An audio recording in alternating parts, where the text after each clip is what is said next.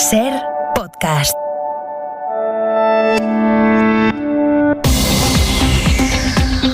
Hola, muy buenos días. La tendencia a la que han ido los contagios este fin de semana y que hoy confirmará el Ministerio apunta a que las cifras van a empeorar estos días. Ha subido la incidencia y han crecido los ingresos en los hospitales de varias comunidades. Así que de esta semana que empieza, esperamos que las buenas noticias nos lleguen con las vacunas. Hoy llega más de 1 millón de dosis de Pfizer, aunque la novedad en nuestro país se va a producir en realidad mañana. No es tanto cuantitativa, sino sobre todo cualitativa, porque va a llegar el cuarto tipo de vacunas que tenemos, la de Janssen, que necesita, ya saben, una sola dosis. De momento se esperan 300.000. José Luis Astre, hola. Hola, buenos días. Esta semana que vamos a comenzar, habrá más personas completamente vacunadas que personas contagiadas oficialmente por la COVID-19. Esto dijo Pedro Sánchez ayer en un mitin en Madrid, donde trazó la importancia del plan de vacunas. El Gobierno mantiene su objetivo de que el 70% de la población esté inmunizada a finales de verano. De momento, hoy tenemos una incidencia que es 30 puntos superior a la del lunes pasado, al borde de los 200 casos por cada 100.000 habitantes. Sube la presión hospitalaria en Extremadura, Aragón, Castilla y León o Madrid, donde la cifra de muertes, por cierto, se ha duplicado en un solo día, del domingo al sábado. Otra comunidad en la que preocupa la velocidad a la que se expande el virus es Cataluña, donde crece el número de pacientes críticos. Sergi López, buen día. Buen día. Preocupa mucho porque se han superado los 500 ingresados en las UCIs. Hay concretamente 513 y a partir de 600 ya afecta la programación de otras patologías. El problema no es solo los enfermos que están en las unidades de críticos, sino que crece a gran velocidad el de pacientes en planta. Ayer fueron 82 más en un solo día. Y además la velocidad de transmisión, que se había mantenido en niveles moderados, vuelve a subir. Los expertos lo achacan a la variante británica, que ya domina totalmente en Cataluña. Comprobaremos cómo, a pesar de los retrasos y de algunos recelos, las vacunas han hecho bajar de manera drástica las cifras de mortalidad.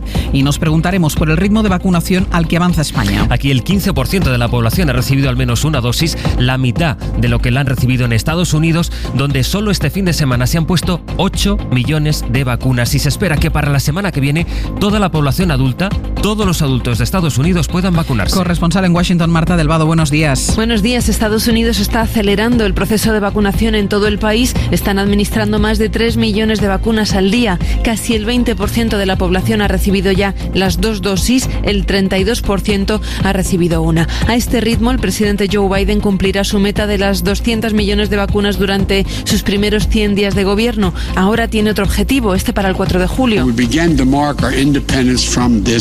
Biden cree que ese día los estadounidenses podrán celebrar la independencia también del virus. Están reclutando enfermeras jubiladas, estudiantes, dentistas, paramédicos y veterinarios que extenderán la vacunación, además de a hospitales y centros de salud, a farmacias, escuelas y estadios habilitados. En la mayoría de los estados se pueden vacunar a los mayores de 16 años y a partir de la semana que viene, del día 19 en concreto, todos los adultos ya sin restricciones podrán vacunarse. Y si se para Madrid, insisto, se para España. Esta comunidad, que es tradición y que es vanguardia, en la que ricos y pobres nos entendemos en una terraza, en un bar, y donde todos queremos vivir de la misma manera.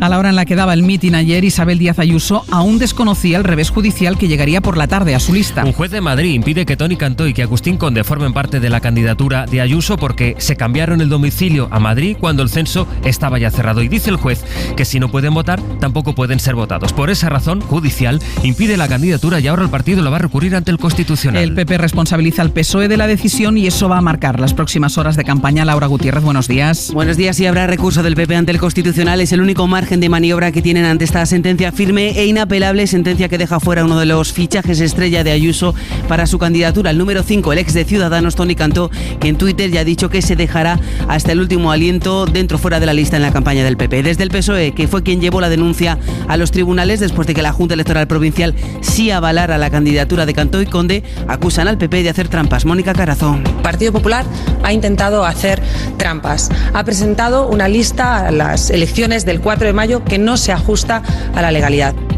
Como decimos, Toni Cantó ha dicho en Twitter que se dejará la piel en la campaña del PP. En lo económico, hoy se van a producir 2 citas que nos van a dejar pistas relevantes para nuestro futuro a medio plazo. Por un lado, el Ministerio de Hacienda va a constituir el grupo de expertos al que le va a pedir que estudie propuestas para nuestro sistema fiscal, o sea, los impuestos. El objetivo es que la presión fiscal de España se acerque a la europea. Eso implicaría subirla. Y por otro lado, comparece el ministro de Seguridad Social para hablar de algo que antes o después también nos va a afectar a todos, que es el futuro de las pensiones. Rafa Bernardo. El ministro comparece para explicar cómo va la negociación que tendrá que aterrizar las recomendaciones en materia de pensiones que el propio Congreso aprobaba el pasado mes de noviembre. La más apremiante, que ya va con retraso, es un nuevo sistema de jubilaciones anticipadas que module las penalizaciones a los que adelantan su edad de retiro. Se trata de encontrar un equilibrio entre desincentivar la jubilación temprana, que es lo que conviene a la seguridad social, pero sin dañar los derechos de quienes quieran hacerlo y tengan carreras largas, como piden sindicatos y partidos.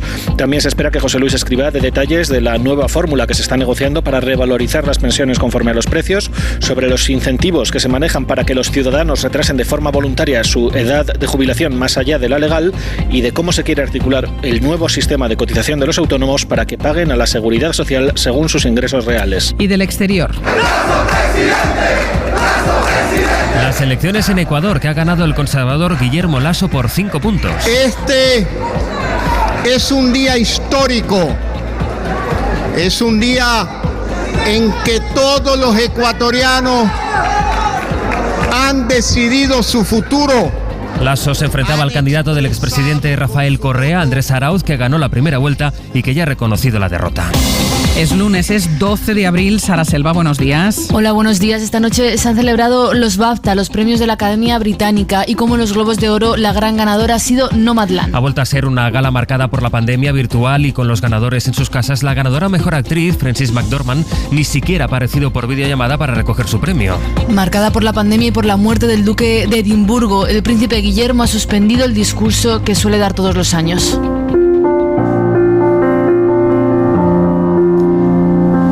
Y para homenajearle a él, al príncipe Philip y al resto de fallecidos este año, han puesto Cinema Paradiso de Ennio Morricone, que murió en julio. A ver si este año volvemos a disfrutar de las galas presenciales y nos olvidamos ya de las virtuales. ¿Y el tiempo, Sara, cómo arranca la semana?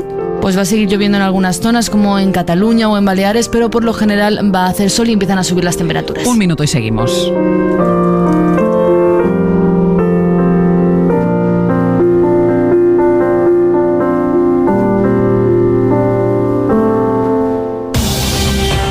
Hoy por hoy, Ángeles Barceló. La ministra de Sanidad, Carolina Darias, va a estar hoy en el aeropuerto de Gran Canaria para recibir un nuevo cargamento de vacunas. Llegan 1 millón de dosis de Pfizer. Será mañana cuando lleguen las de Janssen, 300.000 vacunas que está previsto que se administren a los mayores de 65 y como solo necesita una dosis, a los colectivos más difíciles de localizar, como las personas sin hogar. Esta semana, además, el Consejo Interterritorial va a volver a debatir sobre la edad a la que se administra la vacuna de AstraZeneca, porque la Comunidad de Madrid ha propuesto que se utilice también para los menores de 60 años. Ahora está fijada para las personas que tienen entre 60 y 70. En Francia, en cambio, se va a seguir inyectando a los mayores de 55. Ahí han decidido además espaciar más las dosis, como hacen en Reino Unido, para acelerar el proceso. París, Irene Casado. A partir de este lunes, todos los mayores de 55 años podrán acceder sin condiciones a la vacunación contra el coronavirus en Francia. Según el ministro de Sanidad, Oliver Véran, esta nueva etapa es posible gracias a la vacuna AstraZeneca y a la monodosis Janssen del laboratorio estadounidense Johnson & Johnson, cuyo primer cargamento de 200.000 vacunas llegará a Francia hoy mismo, una semana antes de la fecha prevista. Con el objetivo de optimizar al máximo los recursos disponibles, el responsable de Sanidad anunció que las 2 dosis de las vacunas de ARN mensajero, Pfizer y Moderna, serán espaciadas 42 días en lugar de los 28 actuales, una medida que permitirá vacunar más rápido sin reducir la protección. Según los cálculos del Ministerio, de aquí a la segunda quincena de mayo, 1,8 millones de franceses adicionales habrán recibido la primera dosis contra la COVID-19 gracias a este cambio de estrategia. Este lunes el Ministerio de Sanidad va a actualizar los datos y veremos cómo vuelve a aumentar la presión en los hospitales y la incidencia acumulada. Ya decíamos antes que en Cataluña todos los indicadores van a peor. En el País Vasco también está aumentando el número de pacientes en UCI. Hoy deciden si confinan allí nuevos territorios. En la Comunidad Valenciana, en cambio, hoy se relajan algo las restricciones. Se pueden juntar hasta 6 personas al aire libre, pero se mantiene el toque de queda a las 10 y el cierre perimetral. Sobre los centros de salud, los de atención primaria, que son claves tanto en la vacunación como durante la pandemia. Este dato, prácticamente todos los profesionales, el 98%, asegura que su centro necesita refuerzos. El 92% dicen que no se cubren las bajas y el 85% que la carga de trabajo les produce ansiedad. Son datos que va a hacer públicas esta mañana el CSIF. Teresa Rubio. Durante el mes de marzo han entrevistado a 2.000 profesionales que trabajan en primaria, un servicio en el que ha disminuido la inversión hasta un 13% en los últimos años. La factura la han pagado los ciudadanos, pero sobre todo los trabajadores. No nos escucharon y estos últimos meses Hemos visto el resultado: profesionales agotados, sobrecarga asistencial, lista de espera de más de 2 semanas, colapso. Nuestra encuesta confirma lo que nos teníamos. El personal no nota la llegada de refuerzos y un 92,2% afirma que no se cubren todas las bajas. Esta situación les está minando en su salud. El 85% convive con ansiedad a diario por las cargas de trabajo. Es Fernando Ontangas, responsable de sanidad de CESIF, que también nos ha contado que la inmensa mayoría del colectivo cree que hay que reformar la estructura actual y la organización de la atención primaria. En Europa, la imagen va a estar hoy en Reino Unido, que reabre las terrazas y comercios no esenciales, como por ejemplo las peluquerías. En Italia también se relajan las restricciones en casi todo el país, aunque los bares y restaurantes siguen cerrados. Corresponsal en Roma, Joan Solés. Solo el Valle de Aosta en el norte, las Pulias y la Campania en el sur y la isla de Cerdeña permanecen en zona roja, confinamiento domiciliario y suspensión de toda actividad no esencial.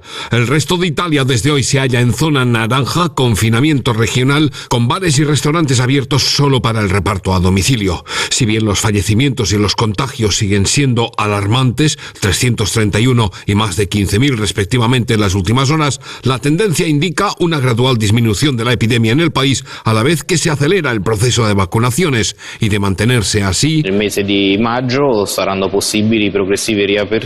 el mes de mayo será posible una progresiva reapertura, ha anunciado el viceministro de Sanidad Sileri, un regreso a cierta normalidad que dependerá de la evolución de la epidemia. No debemos correr, ha añadido, pero sí reabrir.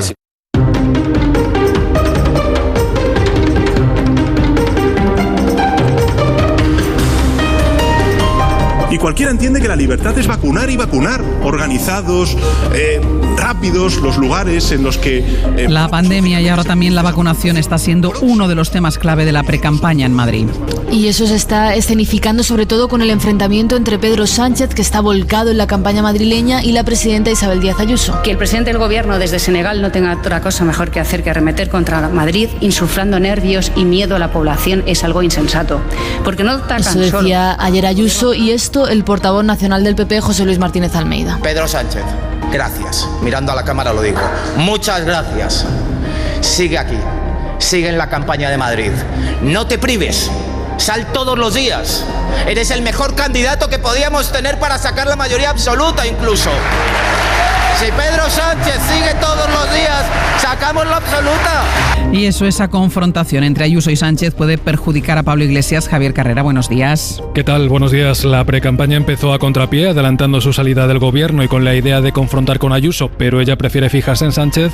Aún así, en las filas del partido creen que lo que motiva ahora a los madrileños es echar a la presidenta y frenar a Vox. Por eso están multiplicando los encuentros sectoriales, sin periodistas, tratando de movilizar y retratando a la derecha, planteando, por ejemplo, 1.000 millones más en sanidad. Fuentes de la formación insisten en que el movimiento de Iglesias ha conseguido interpelar al votante de izquierdas en general. Ese es el objetivo, de ahí el lema de campaña, que hable la mayoría, una estrategia que seguirá y con la que fían su éxito a que sumen las fuerzas progresistas más que el resultado del partido. Y de la agenda de hoy, esta mañana se celebra en el Congreso un homenaje a Clara Campoamor, el primero de una serie de actos que se han organizado para el aniversario de la aprobación del voto femenino en España, y este homenaje lo va a presidir la reina Leticia María Manjabacas. La reina Leticia preside en el Congreso el homenaje a la diputada que impulsó el voto femenino en la Segunda República, coincidiendo con el 90 aniversario. Un acto al que asistirá la vicepresidenta del Gobierno, Carmen Calvo, y las presidentas del Congreso y del Senado. Como suele ocurrir en los actos que presiden los miembros de la familia real, los partidos independentistas se plantan, no asisten. En el acto se va a trasladar al Palacio de la Cámara Baja el escritorio de Clara Campoamor, donde le enseñarán a la reina la credencial original de la diputada, y en la sala se va a exhibir el examen que realizó la parlamentaria en 1918 para acceder al cuerpo de taquígrafos de las Cortes, y 2 libros escritos por la homenajeada sobre la situación de la mujer y el voto femenino. El acto comenzará a las 11 de la mañana. En la cadena SER, Hoy por Hoy, con Ángeles Barceló. El Ministerio de Exteriores ha tenido que suspender la visita oficial de la ministra Arantxa González Laya a Kuwait e Irak porque un miembro de la comitiva española ha dado positivo. Llegaron el sábado por la noche a Kuwait y allí les hicieron a todos una prueba. Con el resultado positivo tuvieron que aislarse y suspender las reuniones que estaban previstas. Aunque Laya sí pudo hablar con el primer ministro kuwaití, Luis Miquel Hurtado. Los test que la comitiva española se hizo al aterrizar en Kuwait dieron un positivo. Se trata de un caso asintomático, pero que ha trastocado por completo los planes de la ministra Sandra González Laya. La titular de Exteriores no aterrizará en Bagdad este lunes y su comité ha quedado recluido en un hotel del Reino Árabe, aunque la ministra sí pudo entrevistarse con el primer ministro kuwaití, Sabah Khaled Sabah, y con su homólogo. El encuentro con el emir quedó suspendido y su reunión con la Autoridad de Inversiones de Kuwait, uno de los platos fuertes de la visita, quedó limitada a un contacto telefónico con su gerente. Los objetivos de este viaje eran potenciar unos lazos comerciales que hasta hace poco tenían como uno de sus embajadores al rey emérito y mejorar la cooperación en materia de seguridad, sobre todo con Irak. En Israel, hoy el secretario de Defensa de Estados Unidos, que está de visita allí, se va a reunir con el primer ministro Benjamin Netanyahu. Esta semana van a continuar las negociaciones para resucitar el acuerdo nuclear del que Estados Unidos se retiró en 2018 y al que se opone Israel. Y justo ahora, en plenas conversaciones, la planta nuclear de Irán ha sufrido un ciberataque que se atribuye precisamente a la inteligencia israelí. Y en Jordania parece que se ha puesto fin a la crisis que se desató la semana pasada y que amenazó con desestabilizar el país. Este domingo han aparecido juntos en un acto público el rey Abdalá y su hermanastro. Corresponsal Oriol Andrés. La monarquía hashemí quiso escenificar la reconciliación familiar durante un acto cargado de simbolismo, la ceremonia para celebrar el centenario de la independencia jordana. El príncipe Hamza participó en los actos junto al rey Abdullah, de quien era sucesor, hasta que en 2004 fue apartado en beneficio del hijo del monarca. La imagen de ambos hermanastros juntos pretendía transmitir un mensaje de vuelta a la normalidad una semana después que Hamza denunciara en un vídeo su arresto domiciliario y se declarara inocente. Desde entonces el príncipe rebajó el tono, jurando lealtad al rey en una carta pública, y el monarca el miércoles dio por cerrado el incidente, asegurando que la sedición interna y externa había sido cortada de raíz. Sin embargo, se desconoce en qué consistía el supuesto complot que, según denunciaron las autoridades, implicaba actores extranjeros. Además, la crisis puede acabar perjudicando la figura del monarca, alertan algunos expertos, por parecer más interesado en proteger la corona que no una población a quien pesa el desempleo, la corrupción y la dura respuesta contra la COVID. Y en Europa, en Alemania, hay guerra política entre los conservadores. El presidente del gobierno de la región de Baviera, de la CSU, ha anunciado su intención de ser el candidato a canciller en las elecciones del 26 de septiembre, pero la CSU se presenta en bloque con la CDU, así que ahora habrá que ver si el partido de Merkel, la CDU, acepta o no ese movimiento o sigue apoyando a su candidato. Y en Brasil han vacunado a toda la población adulta de una ciudad para estudiar los efectos que tiene la vacuna en los datos. Es un proyecto que empezó a mediados de febrero. Este domingo han terminado de vacunar a toda la población adulta y en unas semanas, cuando ya estén inmunizados, se podrán estudiar los resultados. Lo han hecho en una ciudad en la que viven 45.000 personas y de momento no hay ninguna en la UCI. Y en la isla de San Vicente, en el Caribe, siguen sufriendo las consecuencias de la erupción del volcán. La erupción fue el viernes, pero el volcán sigue provocando explosiones ahora.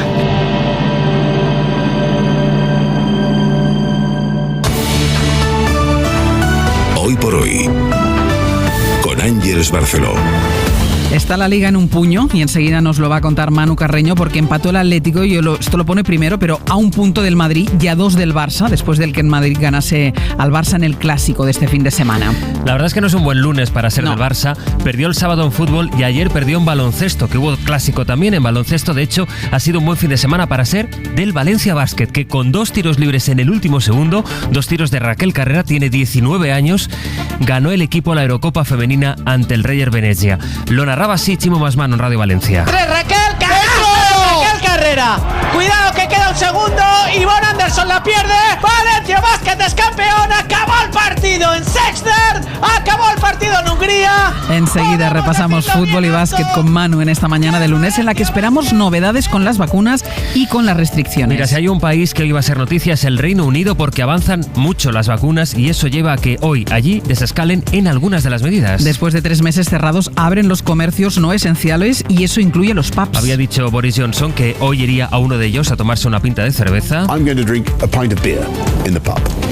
Pero el primer ministro ha cancelado esa foto por el luto oficial que rige en el país por la muerte del príncipe Felipe de Edimburgo, luto que se va a extender hasta el domingo. En todo caso, se espera para hoy mismo una avalancha en los pubs, en los restaurantes, que han registrado un récord de reservas ya para sus terrazas. Este fin de semana, aquí en A Vivir, que son 2 días, hablaban con Verónica, es camarera en un pub de Leeds. Les ha costado horrores, llevamos desde noviembre cerrados. El primer fin de semana en el restaurante que voy a trabajar tiene una terraza masiva, hay 1.800 personas, bancos. Nosotros vamos a contar en esa terraza con 4 guardaespaldas, con 4 personal de seguridad. porque las noches se van a hacer muy duras, eso es seguro.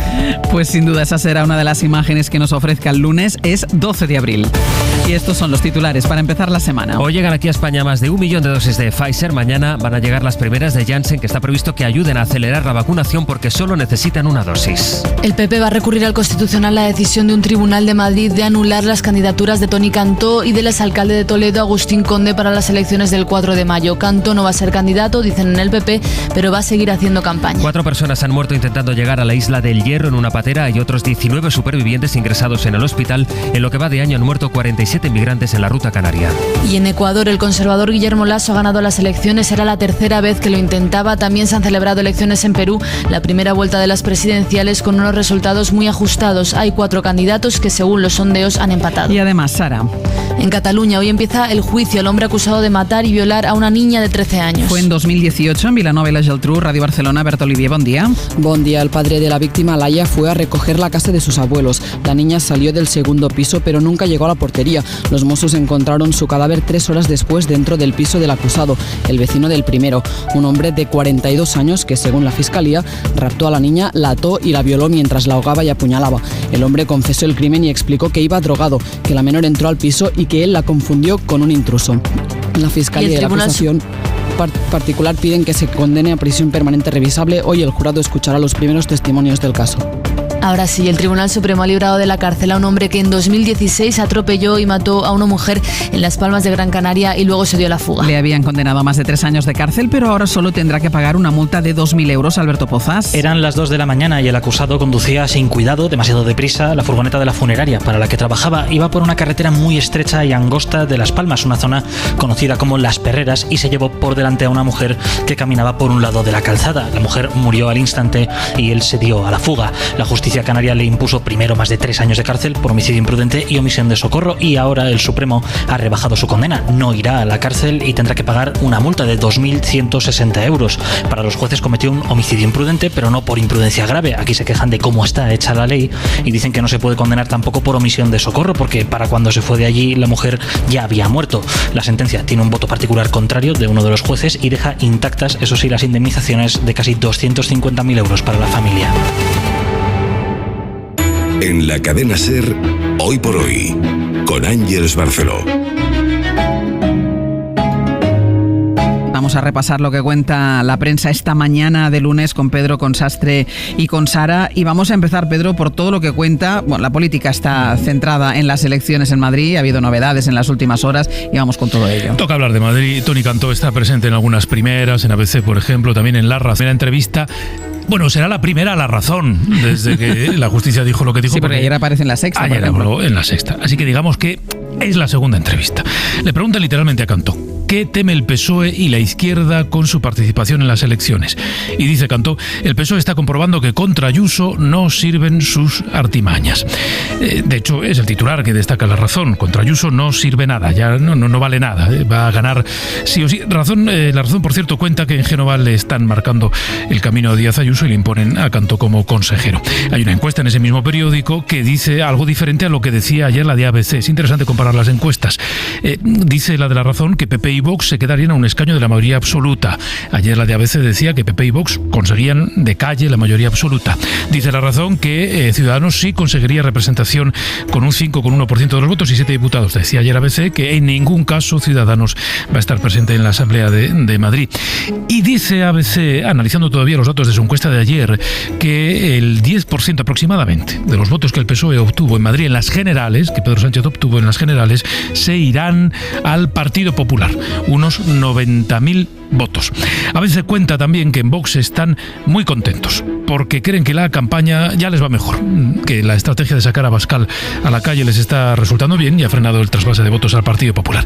Hay una entrevista al presidente de Castilla y León en El Mundo de Madrid. Dice que se pone como paradigma del crecimiento. Yo me alegro, dice Mañueco, por Díaz Ayuso, pero si uno analiza las cifras, nuestros datos son mejores que los de la Comunidad de Madrid. Y los detalla. El PIB ha caído menos que en Madrid. Ha tenido superávit. Madrid no. El paro es menor que en la Comunidad de Madrid. España, dice Mañueco, es mucho más que Madrid. Convertir las elecciones de Madrid en las generales es un error. Ayuso tiene un perfil muy marcado, pero ese modelo no puede trasladarse al resto de España. Vamos, que Mañueco se aparta de Díaz Ayuso. Vamos con la pandemia, lo que cuenta la prensa internacional. Sara, sobre la pandemia y las vacunas. Pues mira, en Reino Unido es noticia la reapertura de las terrazas, lo decíamos ahora, y de los comercios. En la portada de The Guardian llevan el mensaje del primer ministro que pide que se disfrute de las nuevas libertades, pero con cuidado.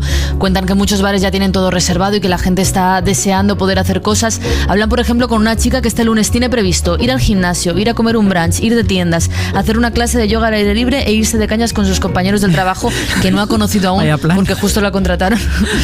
No, tiene muchísimos planes, vamos, porque justo la contrataron durante el confinamiento. Un columnista dice que seguramente este lunes volveremos a ver una multitud paseando por las calles de las ciudades y que eso se va a ver como un momento de alegría colectiva, pero también como una escena nostálgica, porque unas 17.500 tiendas han cerrado en Inglaterra y hasta mediados de febrero otras 1.000 habían anunciado su cierre. También sobre la pandemia, esto que lleva el New York Times, una historia sobre cómo muchos alcaldes o alcaldesas de distintas ciudades están planeando dar un paso atrás y dejar la política, y la explicación que dan es el desgaste o la fatiga pandémica. Algunos cuentan que el trabajo está siendo tan estresante que sus familias les están recomendando que se echen a un lado. Hablan, por ejemplo, con una alcaldesa de una ciudad de 17.000 habitantes que cuenta que durante el confinamiento el edificio del ayuntamiento, que estaba vacío entonces, para que los vecinos pudieran al menos ver luz en su oficina. De la pandemia, La Vanguardia hacen un recorrido por lo que denominan como la fábrica de los milagros, en la fábrica de Pfizer en Bélgica. Uno de los responsables de la fábrica ha atendido a varios medios a través de una videollamada y les ha contado cómo han conseguido mejorar sus capacidades de producción de una vacuna basada en esa técnica del ARN que nunca se había probado a producir en cantidades industriales. En ese mismo periódico leemos este titular: ¿la mascarilla del futuro o no? En la imagen se ve a la ministra española de Asuntos Exteriores con la tradicional mascarilla azul y junto a ella dos ministras de Estonia. No lleva mascarilla, llevan un armatoste, literalmente un armatoste sobre los hombros que ha diseñado una empresa de Estonia que dice que te purifica el aire y que lo limpia. ¿Y vas con eso encima? Y vas con eso encima, es como ponerte un ventilador en las clavículas y te va purificando el aire. No va en la boca. No va en la boca, no, aquí sobre el hombro, y entonces dice que limpia el aire de COVID, y ahí está la imagen, la verdad es que es para verla. Y dice el periódico de Cataluña que los científicos están pidiendo al gobierno que ponga más el acento en la transmisión del virus por el aire, que establezca normas claras de ventilación, que haya más actividades al aire libre, y de hecho un virólogo del Centro Severo Ochoa de Valencia asegura que ya podemos medir cuántos virus hay en el aire, pero que cree que hay miedo porque si se mide en ciertos entornos quizá haya que cerrarlos. Escribe José A. Martínez esta carta al director del País hoy. Dice: según la Iglesia, el limbo no existe. Serán los cielos. En la tierra claro que existe. Los que tenemos entre 65 y 70 años estamos en el limbo de las vacunas. Están vacunando a nuestros padres y a muchos de nuestros hijos. Nuestro colectivo se encuentra en la incertidumbre, lo mismo que con la vacunación. Llevamos mucho tiempo en la zozobra, por ello, escribe él, nos gustaría saber cuándo nos vacunarán y si estaremos bien vacunados. Y supongo, Sara, que la prensa británica sigue muy centrada en la muerte del príncipe Felipe de Edimburgo. Sí, está en todas las portadas. En el Telegraph hacen un análisis sobre el momento que vive la monarquía británica con la muerte del duque. Dicen que las tensiones con el príncipe Harry siguen ahí, pero que el sábado en el funeral la familia se va a poner la careta de la unidad. Los tabloides además cuentan que Harry ya ha llegado a Londres desde Los Ángeles. Otras historias entre la pandemia y la economía. El País cuenta que el gobierno ha dicho a Europa que no a concretar de momento las reformas fiscal, laboral y de pensiones a cambio de esos 140.000 millones que llegarán en algún momento. Y según el País, después de meses de negociación, de decenas de reuniones, el documento está listo. Se va a enviar la semana del 20 al 27 con un mes de retraso y se concretar esas reformas. También en el País cuentan que dos presos de la misma cárcel en la que está Villarejo han ofrecido a los abogados de Pujol y Puigdemont información en poder del excomisario por 16 millones de euros en total. Los presos lo han reconocido a la policía y los abogados no lo han pagado, claro. Y hay un mapa muy interesante en el diario.es. Es un recorrido por las comunidades según el porcentaje de gente que tiene casa en propiedad, que tiene hipoteca o que vive de alquiler. Y también la prensa internacional sigue dando vueltas al tema del Sofagate, Sara. Mira, cuentan en La República en Italia que el conflicto entre el primer ministro Mario Draghi y Erdogan se traslada también al fútbol porque Turquía quiere que el partido con el que arranca la Eurocopa se celebre en Estambul y no en Roma, como está previsto. Hoy por hoy, Ángeles Barceló. es lunes, así que con los deportes está en directo el director del larguero, Manu Carreño. Buenos días. Buenos días, Ángels. Vamos con esa cabeza de la Liga tan y tan apretada porque el Atlético de Madrid se sigue desinflando. Ya tiene en la espalda a Real Madrid primero y Barça después, y hoy se le puede acercar incluso un poquitín el Sevilla. Para liarlo un poco más, si gana el Sevilla en Vigo, que es el partido que cierra la jornada, se pondría con 61-6 del Atlético de Madrid. Pero los tres grandes favoritos están en 2 puntos. El Atlético, después del empate de anoche en Sevilla ante el Betis, es líder con 67. Solo 1 punto menos tiene el Real Madrid, 66. 2 puntos menos tiene el Barça, 65. Y es verdad que el Atlético, cada semana que pasa, pues le va costando más llegar a la orilla, pero sigue siendo el líder. Dijo anoche el Cholo Simeone después del empate: me encanta estar en esta situación, me gusta mucho, tengo unos jugadores que lo dan todo y seguimos siendo líderes. Y es cierto, un empate a 1 ayer contra el Betis, en el que pudo acabar de cualquier forma, porque en el descuento prácticamente para dónde Oblak y para dónde Bravo. Así que empate a 1 y todo en un pañuelo, Ángels, a falta de 8 jornadas. Y recordar que una de esas jornadas se enfrentan Atlético de Madrid y Barça. Eso es, en la jornada 35. Claro, es que ese partido puede ser clave, depende de cómo vayan. Sí, también podía ser clave el clásico y de momento no ha sido clave. Puede ser clásico ese Atlético Madrid-Barça, evidentemente, pero ahora mismo el Atlético tiene un punto y puede pasar cualquier cosa en estas 8 jornadas. Sensaciones mucho mejor en el Barça y sobre todo en el Madrid, y bastante peores en el Atlético. Ha sido un muy buen fin de semana para los madridistas porque han ganado 2 clásicos en 2 días. Primero el sábado ganaron el fútbol y anoche el baloncesto, y encima en el partido que regresaba Pau Gasol. Sí, regresó el viernes en partido de Euroliga.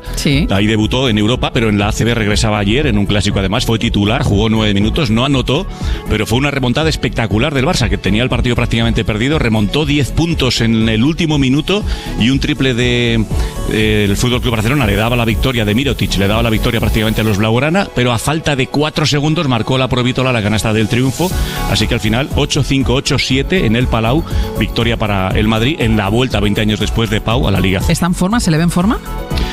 Bueno, le faltan minutos, ¿no? Le falta rodajes, que son más de 2 años sin competir. Pero, y además, el entrenador Jasikevičius le ha querido dar su sitio poniéndole titular, tanto en el partido de Europa como ayer en la Liga CB. Pero es verdad que no tiene ese ritmo competitivo, que tiene 40 años y que lleva más de 2 sin jugar. Pero recordamos, Ángel, que el objetivo es volver a jugar para estar en los Juegos Olímpicos de Tokio, que es el gran sueño de Pau, ¿no? Y lo último, Manu, muy breve, que Ram ha hecho un último día excelente en Augusta, pero no le ha dado para llevarse el máster, ¿no? El mejor ayer, Jon Rahm, de largo, con 66, una tarjeta impresionante, pero el más regular los 4 días, el emperador japonés Hideki Matsuyama, primera vez que un japonés gana el máster de Augusta, que fue el más regular, que ayer consiguió la chaqueta verde. Pero Jon Rahm la conseguirá, seguro, tarde o temprano. Tarde o temprano lo conseguirá, Manu. Muchísimas gracias. Adiós, Ángel. Chao, chao. En la cadena SER, Hoy por Hoy, con Ángels Barceló. Marco Antonio Aguirre, buenos días. Buenos días, Ángels, y buenos días a todos los amigos. Ya lo saben todos, la justicia le ha dado la razón al PSOE e impide que Toni Cantó pueda estar en la lista del PP. Yo no sé quién del PSOE tuvo la idea de denunciar el caso Cantó, pero si me está oyendo, le digo: chico o chica, le acabas de hacer al PP el favor de su vida. Después de todo lo que han criticado a Toni Cantó, después de todas las hemerotecas que le han sacado, bueno, lo mejor para Cantó en el PP, pero no venga a sacarlo del PP. De verdad, tenéis menos picardía que mi nieta de 2 años, leche. Marco Antonio Aguirre.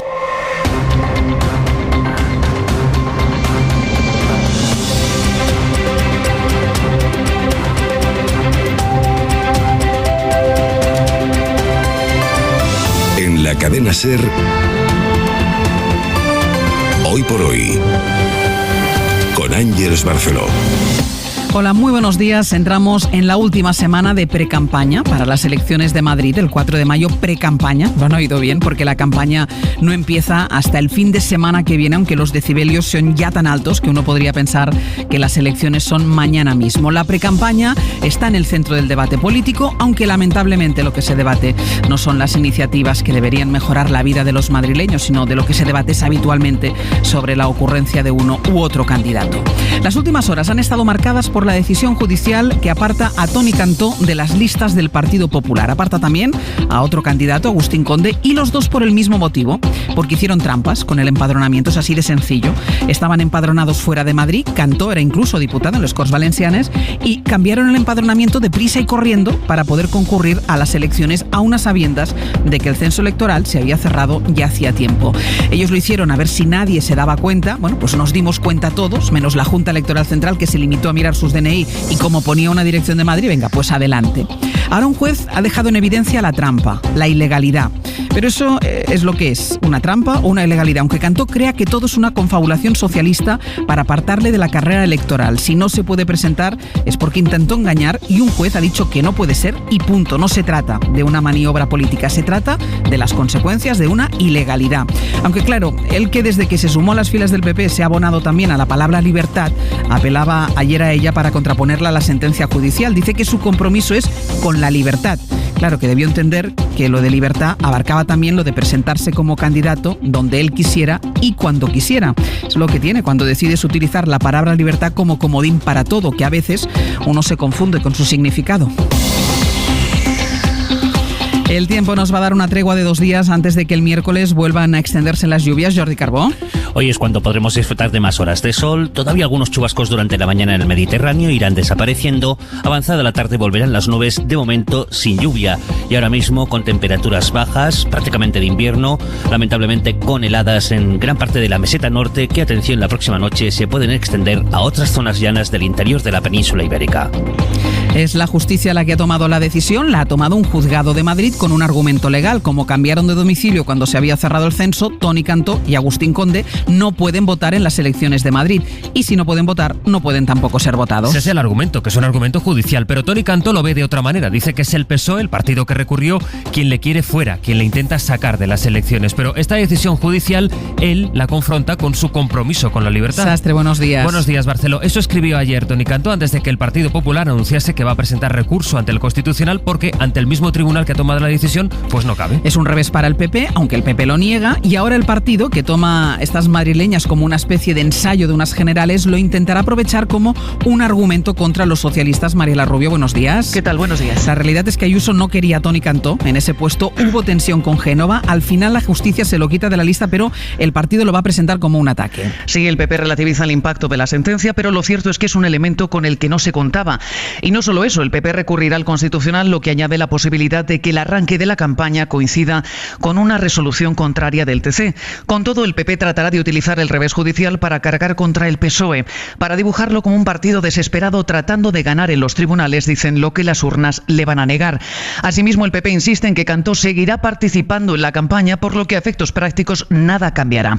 Además, consideran que el efecto de su fichaje ya ha sido en parte conseguido, debilitando fuertemente a Ciudadanos. Sobre el futuro del ex portavoz naranja, que de momento no forma parte del partido, ni en Génova ni en la Puerta del Sol se descarta que Cantó termine formando parte del Ejecutivo de Ayuso. Mariela, gracias. Sí, con esta decisión sobre Cantó, Laura Gutiérrez, buenos días. Hola, ¿qué tal? Buenos días. Decía que con esta decisión sobre Cantó se va a escribir esta semana el inicio oficial de una campaña electoral en la que ya llevamos tiempo metidos. Sí, faltan 22 días para la cita con las urnas y este revés para Ayuso puede complicar su precampaña. La decisión del Constitucional, una vez presentado el recurso de amparo, no llegará como pronto hasta la semana que viene, así que el asunto va a traer cola estos días. El PP acusa al PSOE de querer ganar en los tribunales lo que no va a ganar en las urnas y el PSOE está jugando la baza de Pedro Sánchez día sí, día también. Ayer el presidente volvía a confrontar de manera directa con la candidata popular. Que la libertad es proteger la salud, fortalecer la sanidad, limitar la difusión del virus. Libertad no es sembrar dudas sobre la vacuna, no alimentar la confusión. El presidente del Gobierno ha abdicado de ser presidente de los madrileños y, lejos de ayudarnos, lo único que ha hecho es darnos por perdidos, dar por perdido Madrid porque no lo controla. La guerra verbal de la precampaña se juega también en la guerra de recursos ante la Junta Electoral. No solo el PSOE, el PP también ha llevado a los socialistas ante este organismo, por ejemplo, con la lona, con la imagen de Ángel Gabilondo en Callao. La campaña en Madrid va a marcar en lo político esta semana que empieza y en la que España espera casi 1,5 millones de vacunas. Hoy por hoy, con Ángeles Barceló. esta semana que vamos a comenzar, habrá más personas completamente vacunadas que personas contagiadas oficialmente por la COVID-19.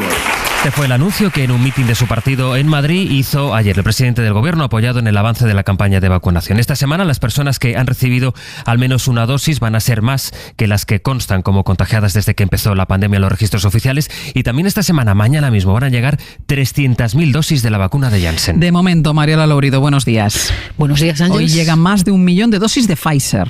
Exactamente, 1.200.000 inyecciones de Pfizer es la cantidad que durante este mes de abril manda cada semana esta farmacéutica. En la cadena SER, Hoy por Hoy, con Ángeles Barceló.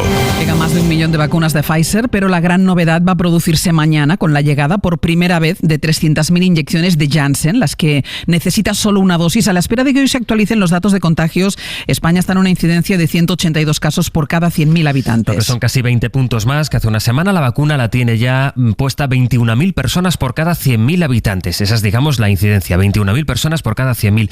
Es un promedio que no llega a ser la mitad del que llevan en Estados Unidos o en Gran Bretaña, y está todavía más lejos del que llevan en Israel, mucho más disparado. Aquí han recibido las 2 dosis el 6% de la población y al menos una el 15%. La pregunta, Mariola, es ¿en qué va a cambiar la nueva vacuna, la de Janssen, el plan en España? En que va a suponer un importante empuje a la campaña de vacunación, porque la gran ventaja de Janssen es que es monodosis, con las que llegarán mañana. Se inmunizará de un solo pinchazo a 300.000 personas. La estrategia de vacunación señala que con esta vacuna se va a priorizar a los de mayor edad y riesgo, así que permitirá proteger al grupo de 70 a 79 años cuya inmunización apenas ha comenzado y han quedado ahí en medio de los de 80 y de los de 60. Tras el fiasco de AstraZeneca por sus incumplimientos y recortes, las autoridades sanitarias, tanto en Europa como en España, tienen muchas esperanzas puestas en Janssen para poder avanzar en el objetivo de vacunar al 70% de la población a finales de verano. 5,5 millones de dosis va a recibir España a lo largo de este trimestre, si nada se tuerce, Ángeles, y si se cumplen las previsiones. Crucemos los dedos. Hasta luego, Mariola. Hasta luego. En el Reino Unido hoy van a reabrir las terrazas de los pubs. A esta hora, de hecho, ya tienen que estar en eso. Reabren esas terrazas, las tiendas, las peluquerías, después de casi 4 meses cerrados. En Italia, este lunes, casi todo el país va a pasar a estar en el nivel medio de alerta. Y Francia tiene previsto dar esta semana un acelerón a las vacunas. A partir de hoy, todas las personas de más de 55 años pueden recibir la inyección. Ahora que hablábamos de vacunas y ante las dudas de algunos, vamos a comprobar enseguida en la pizarra cómo se ha reducido la mortalidad desde que se están administrando estas vacunas. Les decía que a pesar de las dudas y de los retrasos, las vacunas han conseguido un éxito indiscutible. Han terminado prácticamente con los excesos de mortalidad, en especial entre los grupos de edad más avanzada, y de eso hablamos en la pizarra de esta mañana, del fin del exceso de muertes. Javier Ruiz, buenos días. Hola, buenos días. Porque no habíamos visto cifras semejantes desde que terminó la primera ola. Las muertes injustificadas, aunque atribuibles al COVID, han caído casi al cero. El exceso de mortalidad en la última semana contabilizada por el Euromomo y el Instituto de Salud Carlos III reflejan que se ha producido una caída dramática de ese exceso de muertes desde que se generalizó la vacunación. Las muertes llegaron a ser el 146% de las habituales entre marzo y abril del año pasado, 2,5 veces más de lo normal. En este año 2021, en la tercera semana, todavía teníamos un exceso de mortalidad del 29%. En la cuarta semana seguía subiendo, llegaba al 35%. Estábamos pagando los excesos de movilidad y contactos de Navidades. El número de muertes acumulado que no se había producido si no hubiera habido COVID era de 3.195 fallecidos. Desde entonces, con la velocidad de la vacunación, ese exceso de mortalidad ha ido cayendo, primero a un 26%, la semana siguiente a un 16%, la siguiente a un 9% y esta última a un 3%. No veíamos una cifra tan baja desde el final de la primera ola. Las vacunas han conseguido ya una cosa: terminar con esas muertes inexplicadas oficialmente, pero que sabíamos que eran consecuencia del COVID. Y Javier, ¿cómo se ha hecho? ¿Cuál ha sido el impacto por tramos de edad? Esa, de hecho, es la clave. Se ha frenado el exceso de muertes en el grupo de más edad, que era precisamente el que más letalidad presentaba y el que más tasa de vacunación tiene. Entre 75 y 84 años, el exceso de mortalidad ha sido un 20% superior a lo habitual en esta cuarta ola todavía. En ese grupo, a partir de la 10ª semana del año, la letalidad cae a niveles normales, como si no hubiera COVID. Dicho de otra forma, desde mediados de marzo, desde que se acelera la vacunación, las muertes atribuibles al COVID entre la población mayor son insignificantes. Incluso en los grupos de edad de más de 65 años, esas muertes han caído por debajo del escenario base, con la vacunación solo de una parte de la población. La conclusión es incontestable. El riesgo de mortalidad cae, obviamente, cuanto mayor es la vacunación. Y el resto de grupos de población vive un efecto puramente estadístico. Cae el exceso de muertes en general porque la mayoría de fallecidos eran mayores. Al desaparecer el impacto entre los tramos de más edad, baja también la media de muertes para toda la población. La vuelta de los excesos de mortalidad a niveles habituales son la primera señal de victoria en esta guerra y está siendo generalizada, Javier, en todos los países, ¿no?, en los que avanza la vacuna. Esta es, Ángels, la primera señal de victoria en esta guerra. Los países con todavía excesos de mortalidad elevadas, muertes no justificadas oficialmente, pero con síntomas atribuibles al COVID, son los países que más retrasados van en la vacunación. Brasil, con el 9% de vacunación, tiene una tasa de letalidad excesiva del 27%. Bolivia, donde apenas se ha vacunado a un 2,4% de su población, tiene un exceso de mortalidad del 160%, 2 veces y media más muertos de lo que sería normal. Perú, donde la vacunación apenas llega al 1,9% de la población, tiene un exceso de mortalidad del 190%, casi el triple de muertes más que lo habitual. La evidencia es tan lineal que discutir todavía qué vacunas sí y qué vacunas no parece una discusión, Ángels, parece una pérdida de tiempo. Javier, gracias. Hasta luego. Hoy por hoy, Ángels Barceló. Es noticia que les cuenta a esta hora la cadena SER. Marruecos ha expulsado de su país a la defensora de derechos humanos Elena Maleno. Maleno ha convocado una rueda de prensa esta misma mañana para denunciar esta expulsión que se produjo a finales del mes de enero. Aunque la decisión se conoce ahora, Nicolás Castellano, buenos días. ¿Qué tal? Buenos días, Ángel. Pues sí, el que parecía ser un viaje más de trabajo de España se convirtió en su deportación violenta desde Tánger, donde no le permitieron la entrada, impidiéndole reunirse con su hija de 14 años, que quedó en Marruecos en ese periodo, poniendo en riesgo también su seguridad. Elena Maleno, que fue absuelta de 2 procesos judiciales que han tratado de criminalizarla en su defensa de los derechos de los migrantes, asegura que ha sufrido hasta 37 ataques en los últimos años hasta esta deportación. Quiero denunciar que el pasado 23 de enero fui deportada y expulsada con violencia del que ha sido mi hogar, Marruecos, país en el que he vivido durante 20 años y en el que han crecido mis hijos. Esta defensora de derechos humanos, conocida por su labor en contacto con la comunidad migrante que transita por Marruecos en rutas hacia España y cuya asistencia telefónica a embarcaciones en dificultades ha permitido salvar la vida de más de 100.000 personas en nuestras fronteras, exige a los gobiernos de España y Marruecos que debe cesar esta criminalización. En el abierto ampliamos. Hasta luego, Nico. Hasta ahora. 4 personas han muerto este domingo precisamente cuando trataban de llegar en un cayuco a Canarias. Otras 19 personas que iban en la embarcación están ingresadas en varios hospitales de las islas, 3 de ellas en estado grave. En lo que llevamos de año, 47 personas han muerto en la llamada Ruta Canaria. En Europa la noticia sigue siendo el desplante del presidente turco y el presidente del Consejo, Charles Michel, a Ursula von der Leyen en su visita a Ankara. Pues se va a producir algo que es habitual cada lunes, es el encuentro entre von der Leyen y Charles Michel, y eso que tendría que ser una rutina, pues puede ser hoy un poco más tenso después del episodio de la semana pasada, lo que ya se llama el Sofagate. Corresponsal comunitaria Griselda Pastor, buenos días. Buenos días. Tras casi una semana sin hablarse, la presidenta de la Comisión y el presidente del Consejo se verán hoy en una cita tradicional los lunes, aunque esta vez marcada por el Sofagate. 2.500 firmas de mujeres piden la dimisión de Charles Michel por el desplante machista de Erdogan, a quien el gobierno Macron atribuye toda la responsabilidad del incidente. Hay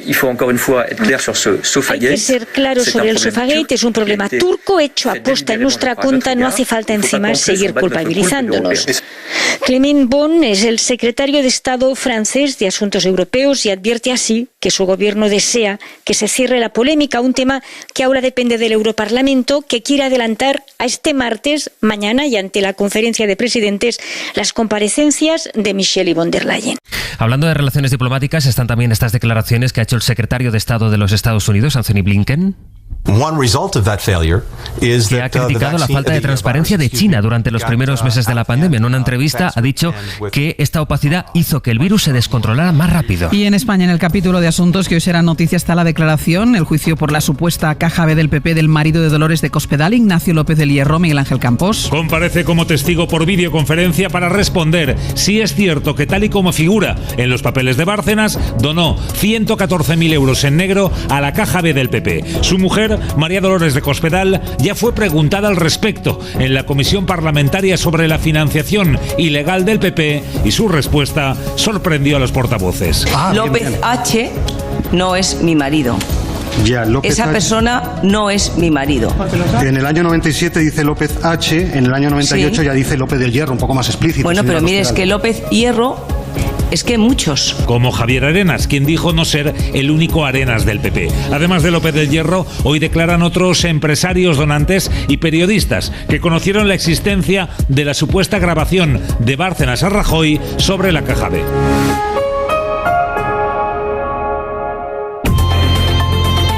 En la cadena SER, Hoy por Hoy, con Ángeles Barceló. José María Lasalle, buenos días. Hola, buenos días. Despierto te veo, ¿libre?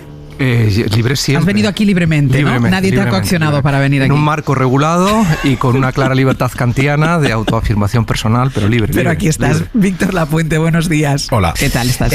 Pues muy bien, más libre que despierto, decía, como se puede ver. Lo hemos notado. Antón Losada, buenos días. Buenos días. ¿Tú libre? No, libre para vacunarte, ¿no? Porque ¿qué te han dicho de la segunda dosis? Nada, que igual me la ponen, igual no, igual me ponen de otra vacuna, igual me dejan como estoy.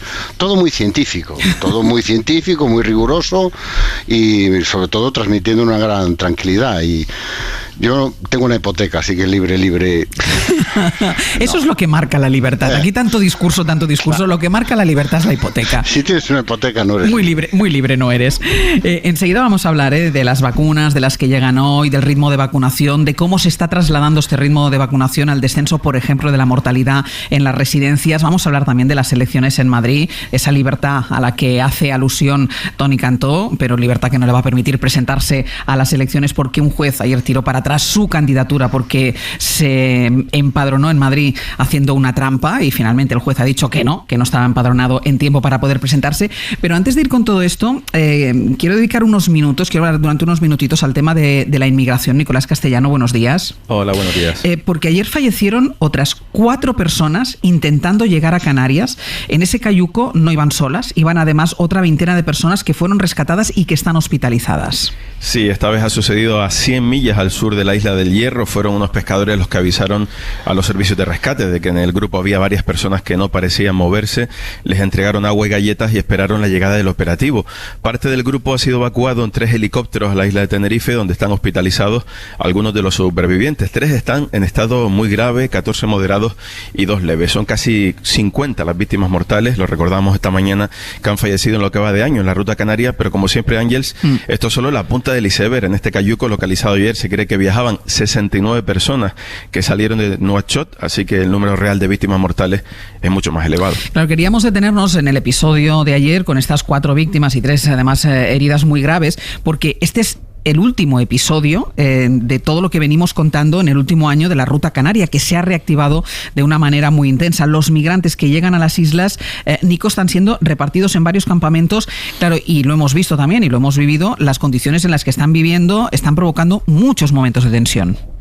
Sí, de hecho es el fracaso del Plan Canarias, ¿no? El modelo de macrocampamentos y el dificultar la salida de esos migrantes hacia la península están generando muchos problemas. Primero para esas personas que ven frustrados sus proyectos migratorios, pero a la vez está provocando situaciones que demuestran ese fracaso. Centenares de chicos viviendo en las calles o de la solidaridad de los vecinos porque no quieren estar debajo de una tienda de campaña en una litera. Algunos incidentes de convivencia por esas condiciones de hacinamiento en lugares como el campamento de las Raíces, y sobre todo siguen las vulneraciones de derechos, plazos inverosímiles para pedir asilo, recién llegados que están más de 8 o 9 días privados de libertad, superando el periodo máximo de 72 horas. El gobierno sigue, Ángel, pues pensando que retener a estas personas en Canarias y fomentar los vuelos de repatriación, que son viejas recetas, son quizás una receta para esta realidad que sigue demostrando que está muy por encima, ¿no?, de visiones meramente seguritarias o cortoplacistas, como ha vuelto a demostrar la tragedia de las últimas horas. Migrar es para muchos de ellos una necesidad que está muy por encima de los discursos políticos a este lado del muro, ¿no? Y a todo esto, hoy les estamos contando desde esta mañana a las 8 que una de las personas que más ha hecho, que más hace por ayudar a estos migrantes que se lanzan al mar, Elena Maleno, activista, defensora de los derechos de los inmigrantes, ha sido expulsada de Marruecos. Sí, su expulsión se materializó el pasado 23 de enero, cuando al tratar de entrar de nuevo a Tánger, donde residía con su familia desde hace más de 20 años, la policía marroquí le denegó la entrada y fue deportada en un vuelo a Barcelona. Una situación violenta que no ha podido ser pública hasta ahora por seguridad para ella y para su familia. Desde abril de 2020 he sufrido un total de 37 ataques, amenazas de muerte, agresiones, seguimientos, vigilancia policial, escuchas telefónicas y 2 asaltos a la vivienda de la familia. El Ministerio del Interior, en concreto la UCRIF, en colaboración con la policía marroquí, son los responsables de este hostigamiento que ha llegado a poner en peligro mi vida y la de mi hija durante estos meses. Recordemos, Ángel, lo hemos contado aquí en Hoy por Hoy, que ha sido víctima de 2 procesos judiciales, fue absuelta porque han intentado criminalizar su labor de defensa de los derechos de estas personas que cruzan por Marruecos hacia España, y también señalaba, como decía ella ahora mismo, a algunos de los que considera los culpables de su situación. Con el apoyo de la Federación Internacional de los Derechos Humanos, la Organización Mundial contra la Trata, Frontline Defenders o Women's Link Worldwide, Elena Maleno pide a los gobiernos de España y Marruecos que la protejan. Desgraciadamente, las cloacas del Estado y sus actuaciones en la persecución de defensoras de derechos humanos tienen más poder de lo que nos podíamos imaginar. Exijo a los gobiernos de España y Marruecos que cesen en mi persecución y en la de mi familia, que depuren responsabilidades dentro de sus instituciones, que reparen todo el daño que han causado. La labor de Elena Maleno y del colectivo Caminando Fronteras, Ángel, recordemos una cifra, ha permitido salvar la vida de más de 100.000 personas en nuestras fronteras gracias a ese servicio de asistencia telefónica. Nico, gracias. Hasta ahora. Hasta luego. Antón, corremos el riesgo, tan focalizados como estamos en la pandemia, que hay que estar focalizados en la pandemia, evidentemente, y ahora tan focalizados en las elecciones en Madrid, corremos el riesgo de olvidarnos de las realidades, el tema de Elena Maleno, pero el tema de que siguen llegando pateras, de que siguen llegando cayucos, de que siguen muriendo decenas de migrantes en su intento por llegar en el mar Mediterráneo. Y que seguimos sin ser capaces de diseñar y gestionar una política común que nos permita afrontar un problema y una oportunidad. A mí me gusta hablar más en términos de oportunidad que de problema. Yo creo que la gente se mueva siempre es una oportunidad más que un problema que tenemos que abordar en términos europeos. Lo estamos viendo ahora, ¿no? Se cierran las fronteras o se intensifican las fronteras en otras zonas y se desplazan hacia Canarias, ¿no? Cuando Canarias se cierre, pues se desplazarán hacia otra zona del Mediterráneo. Necesitamos una política europea. Ningún líder lo intentó, Angela Merkel, y lo pagó muy caro, tanto a nivel europeo como en su propio país. Nadie acaba de poner encima de la mesa una alternativa y todo es un pasarse la pelota, ¿no?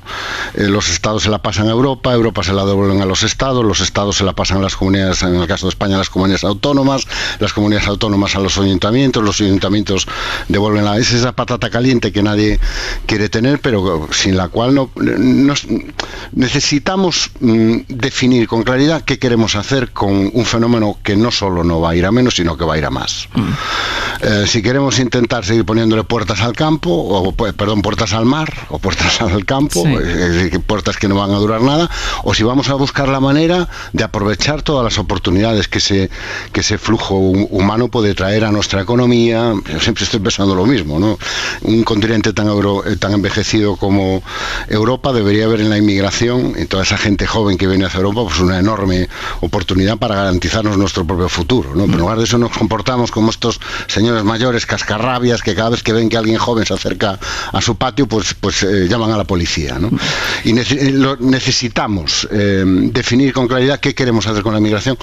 Desde luego por empatía, por humanidad, pero es que también por racionalidad de políticas, por economía y por diseño de nuestro propio futuro, ¿no? Tendremos que reordenar, Víctor, cuando pase la pandemia tenemos que reordenar las prioridades. Sí, sin duda. La inmigración es un problema y sobre todo la ruta canaria, ¿no?, que es la más peligrosa para alcanzar Europa. Se calcula que fallece un emigrante por cada 20 de los que llega a las islas, ¿no? Y eso es pues mucho más del 1 cada 115 que muere de los que llegan a Grecia, que es una tragedia también, ¿no? Pero mucho mucho peor. Estamos hablando de embarcaciones que tardan entre 10 y 15 días hacer una travesía y que, como ha dicho Nico Castellano, es solo la punta del iceberg, ¿no? Porque hay muchos más que intentan llegar a Canarias y que nunca lo sabremos, pero además porque junto a cada persona que viaja en esas pateras hay un drama familiar, ¿no? Ayer había un reportaje fantástico y terrible también de leer de José Naranjo en El País sobre las familias que dejan esos migrantes, ¿no? Familias desoladas, desamparadas y rotas entre el desgarro de que sus hijos o hijas más emprendedores, digamos, se vayan, ¿no? Y se lancen en una aventura mortal, y la incertidumbre de que su situación es absolutamente precaria y la única tabla de salvación que tienen son los ingresos que ese hijo o esa hija emigrado les podrá enviar en muchos años, ¿no?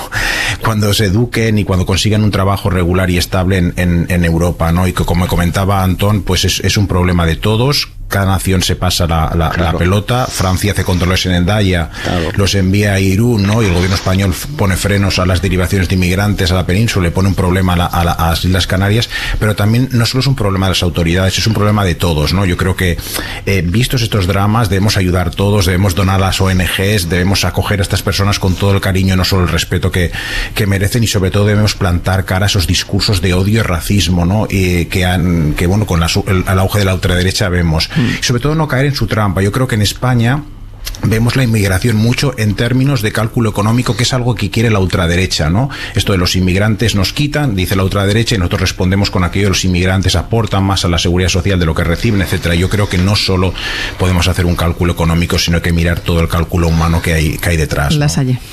Bueno, decía el otro día Mauro Guillén, ¿no?, en una entrevista que le hacían en El País, que quien quiera ver el futuro del mundo tiene que mirar hacia África. Y desde luego que el futuro de Europa está en África. El problema es que no somos capaces de contribuir a una gestión adecuada de uno de los múltiples problemas que genera en estos momentos la situación que vive África, que es la migración, y que es consecuencia, en primer lugar, de una situación política donde tan solo un país de toda el África subsahariana reúne las condiciones de una democracia plena, donde las condiciones socioeconómicas son absolutamente lamentables, con unas diferencias de renta. Solo la diferencia de renta entre España y Marruecos es de 10 veces, es la frontera donde hay mayor desigualdad de renta y por tanto está reflejando la desigualdad de renta entre Europa y África. En fin, hay una serie de condiciones ambientales, sociales, que están precipitando que la gente que quiere tener una esperanza en su vida mire hacia Europa, porque es la salida más razonable, y los europeos estamos siendo muy cortoplacistas porque estamos evidentemente, como decía Víctor, analizando la realidad muchas veces desde una perspectiva económica, lo cual alimenta los discursos de la extrema derecha y está propiciando, entre otras cosas, que una de las razones por las que se ha producido esta especie de colapso neofascista en el interior de Europa es debida a que 1,5 millones de inmigrantes sirios quisieron establecerse en Europa, lo cual ha supuesto unos desequilibrios, por lo visto culturales, religiosos, sociales, que han precipitado pues la irrupción de buena parte de los movimientos neofascistas y de la derecha alternativa en Europa. Pues imaginémonos lo que puede suceder si sigue dándose esta presión sobre el conjunto de las fronteras europeas y particularmente las fronteras españolas, ¿no? Yo creo que Europa tiene una responsabilidad con África. Buena parte de todos los problemas que tiene África se deben fundamentalmente a la herencia colonial y a lo que dejamos los europeos detrás de la construcción del África poscolonial, y Europa no puede evidentemente dejar de responsabilizarse desde un punto de vista social, incluso ahora en el diseño de la economía verde. Sí. Es decir, no estamos articulando una diplomacia verde para África, es decir, no estamos contribuyendo a que África asuma también evidentemente mecanismos para ir desarrollando pues modelos que contribuyan a la sostenibilidad del planeta, porque si ellos no son sostenibles no vamos a ser nadie. Ya tienen 1.300 millones de habitantes. Es decir, la combinación de elementos humanitarios, como decía Antón, y elementos evidentemente racionales a la hora de plantearnos una política clara con respecto a África son cada vez más urgentes, porque si no, quien va más directamente a sufrir el colapso o el desastre que vive África en estos momentos somos nosotros. Esta es una cuestión que debería estar en el debate político y no solo en los argumentos de la ultraderecha y no solo en los pobres argumentos que utilizan el resto de partidos para hacer frente a la ultraderecha, que muchas veces es, si no copiar, asumir o asimilar ese mismo discurso. En la cadena SER, Hoy por Hoy, con Ángeles Barceló. abierto Antón Losada, Víctor Lapuente y José María Lasalle. Como esta semana empieza oficialmente la campaña electoral y como todo el discurso político y buena parte del mediático, es verdad, se va a centrar en Madrid, vamos a hacer una cosa, y es que vamos a ir haciendo, en vez de un diario de campaña, un diario con las cosas que no son Madrid. Por ejemplo, se lo contábamos antes, todo lo que está pasando en Canarias con la llegada de migrantes. Sastre, para que conste de que hay vida más allá de la capital. Mira, lo podríamos llamar el espacio "Todo esto no es Madrid". Ahí está la frase de Mañué con la portada del Mundo para quien quiera escucharle. Dice: convertir las elecciones de Madrid en unas generales es un error.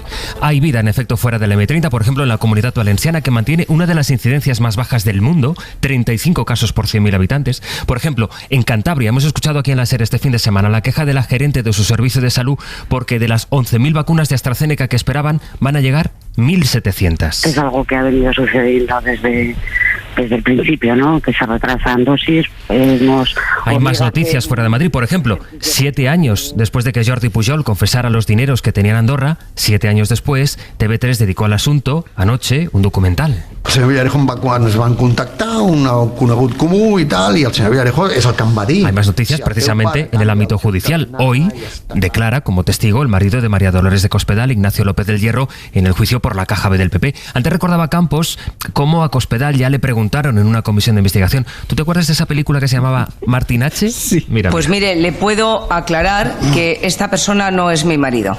Vaya, me acaba usted de dejar helado.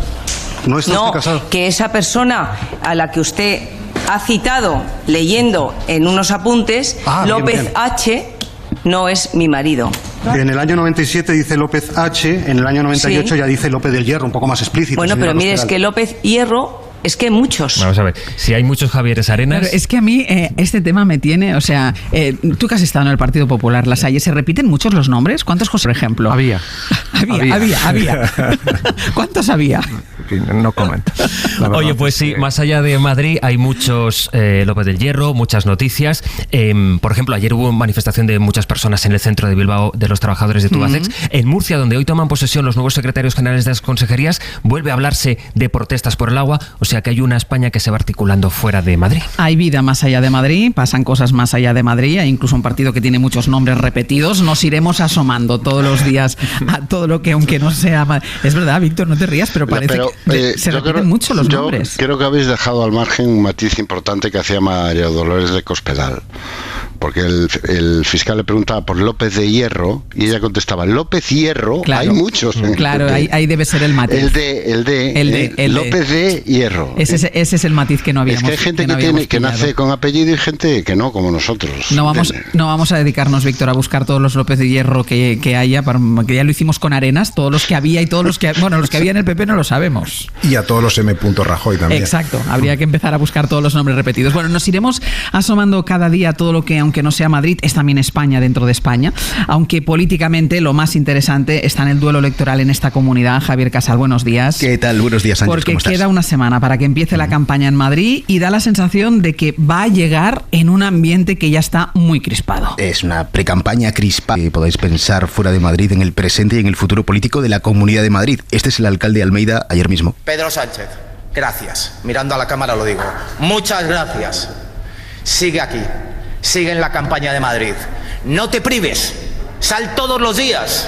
Eres el mejor candidato que podíamos tener para sacar la mayoría absoluta incluso. Este es el alcalde, ¿eh? En el papel en realidad de portavoz nacional. Es la metáfora perfecta de lo que es esta cita electoral convertida en una especie de plebiscito sobre la gestión de la pandemia en toda España, pero en concreto en Madrid. Es cierto que la campaña oficialmente no arranca, como dice, hasta la noche del sábado al domingo, pero de momento los votantes madrileños siguen sin conocer, y ya llevamos unos cuantos días en la carretera, los planes de los candidatos, por ejemplo, para el reparto de los fondos europeos, o algo tan elemental como cuándo llegarán las ayudas directas a la hostelería, que no han llegado. En los días de campaña que llevamos ha quedado, por ejemplo, fuera del discurso oficial el escándalo de las residencias Ángels, las residencias de mayores en las que, recordemos, han muerto solo en Madrid más de 6.000 personas. Bueno, que la campaña iba a tener una dimensión nacional más que madrileña estaba claro. Con la candidatura de Iglesias todo indicaba que iba a ser un Ayuso contra Iglesias, pero es que ahora Casal, el presidente Sánchez, también ha entrado en campaña ocupando ese espacio y respondiendo a todo lo que le llega del Partido Partido Popular.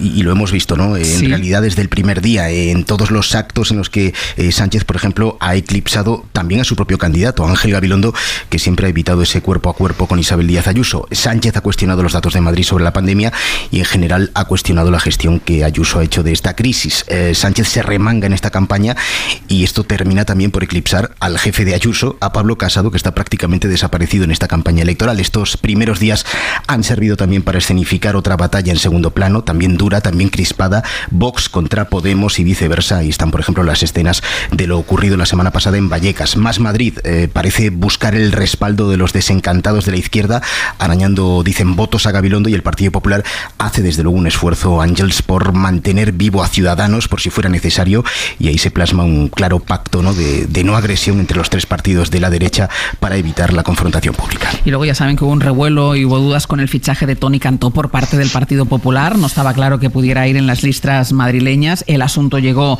a los tribunales y la justicia lo confirmó ayer por la tarde. Ha dicho que no puede presentarse. ¿Cómo puede afectar al Partido Popular, Casal? Pues mira, ya no sé si la noticia es hasta un alivio para Ayuso, porque Cantó era una imposición de Génova. Ella le quería, pero no le quería en ese puesto, en el puesto número 5, así que al final Ayuso se va a salir con la suya y la presidenta de la Comunidad de Madrid va a poder llevar sin ninguna interferencia externa a todos los miembros de su gobierno en los puestos de salida, ¿no? En los primeros puestos de esa lista. En Génova creen que Cantó puede ser igualmente consejero en un futuro gobierno. Bueno, veremos. Se espera que el PP en cualquier caso presente el recurso ante el Constitucional en las próximas horas, apelando a los derechos fundamentales de los dos candidatos que están empadronados, pero que no son electores, por tanto no están en el censo. De momento, la consecuencia más inmediata de todo esto es que está paralizado el envío de la propaganda electoral, ya sabes, el buzoneo que se hace por parte de los partidos con las papeletas. Y es que, claro, si se hiciera ahora mismo, podría llegar al buzón una lista no válida y ese voto podría llegar a considerarse, Ángels, voto nulo. Por tanto, ese envío de momento está paralizado. Casal, muchísimas gracias. Un beso, buenos días. Hasta luego, Antón, te reías. No le gustó a Ayuso que le pusieran a Toni Cantó y mira, se lo ha quitado de en medio. Es que cuando todo te sale bien, cuando estás en racha... Cuando tienes una flor ahí... Sí, cuando estás en racha, ¿no? Y es evidente que a Díaz Ayuso le está saliendo todo bien, ¿no? Yo esta semana me miré los datos del CIS, no me preocupé mucho la Leidón y el reparto de escaños, porque a un mes de las elecciones no tiene mucho sentido, pero sí procuré mirar las tripas del sondeo, ¿no? Y te das cuenta de que la posición de partida de Díaz Ayuso es de una ventaja aplastante, ¿no? Es decir, casi la mitad de los madrileños consideran que su gestión ha sido buena y que su gestión de la pandemia ha sido mejor que la de cualquier otra administración. Entonces, con ese punto de partida, da igual a quién lleves, prácticamente da igual a quién lleves en la lista, ¿no? Esa es la gran ventaja con la que cuenta Díaz Ayuso. Y el caso de Toni Cantó, que yo creo que no va a tener ninguna incidencia, absolutamente ninguna en el resultado, ni será una anécdota más de la campaña. Yo creo que no debíamos pasar tan fácil el que se ha intentado hacer trampa. Pues déjame, porque nos vamos a detener en esto a la vuelta de publicidad y a la vuelta del boletín. Lo retomaré contigo. No debemos dejar pasar tan fácil. Evidentemente, claro. Hizo trampa, quiso hacer trampa. Bueno, la hizo. Lo que pasa que no le ha salido bien porque primero le avaló la Junta Electoral Central, pero la justicia le ha dicho, no, señor, usted se empadronó de manera fraudulenta.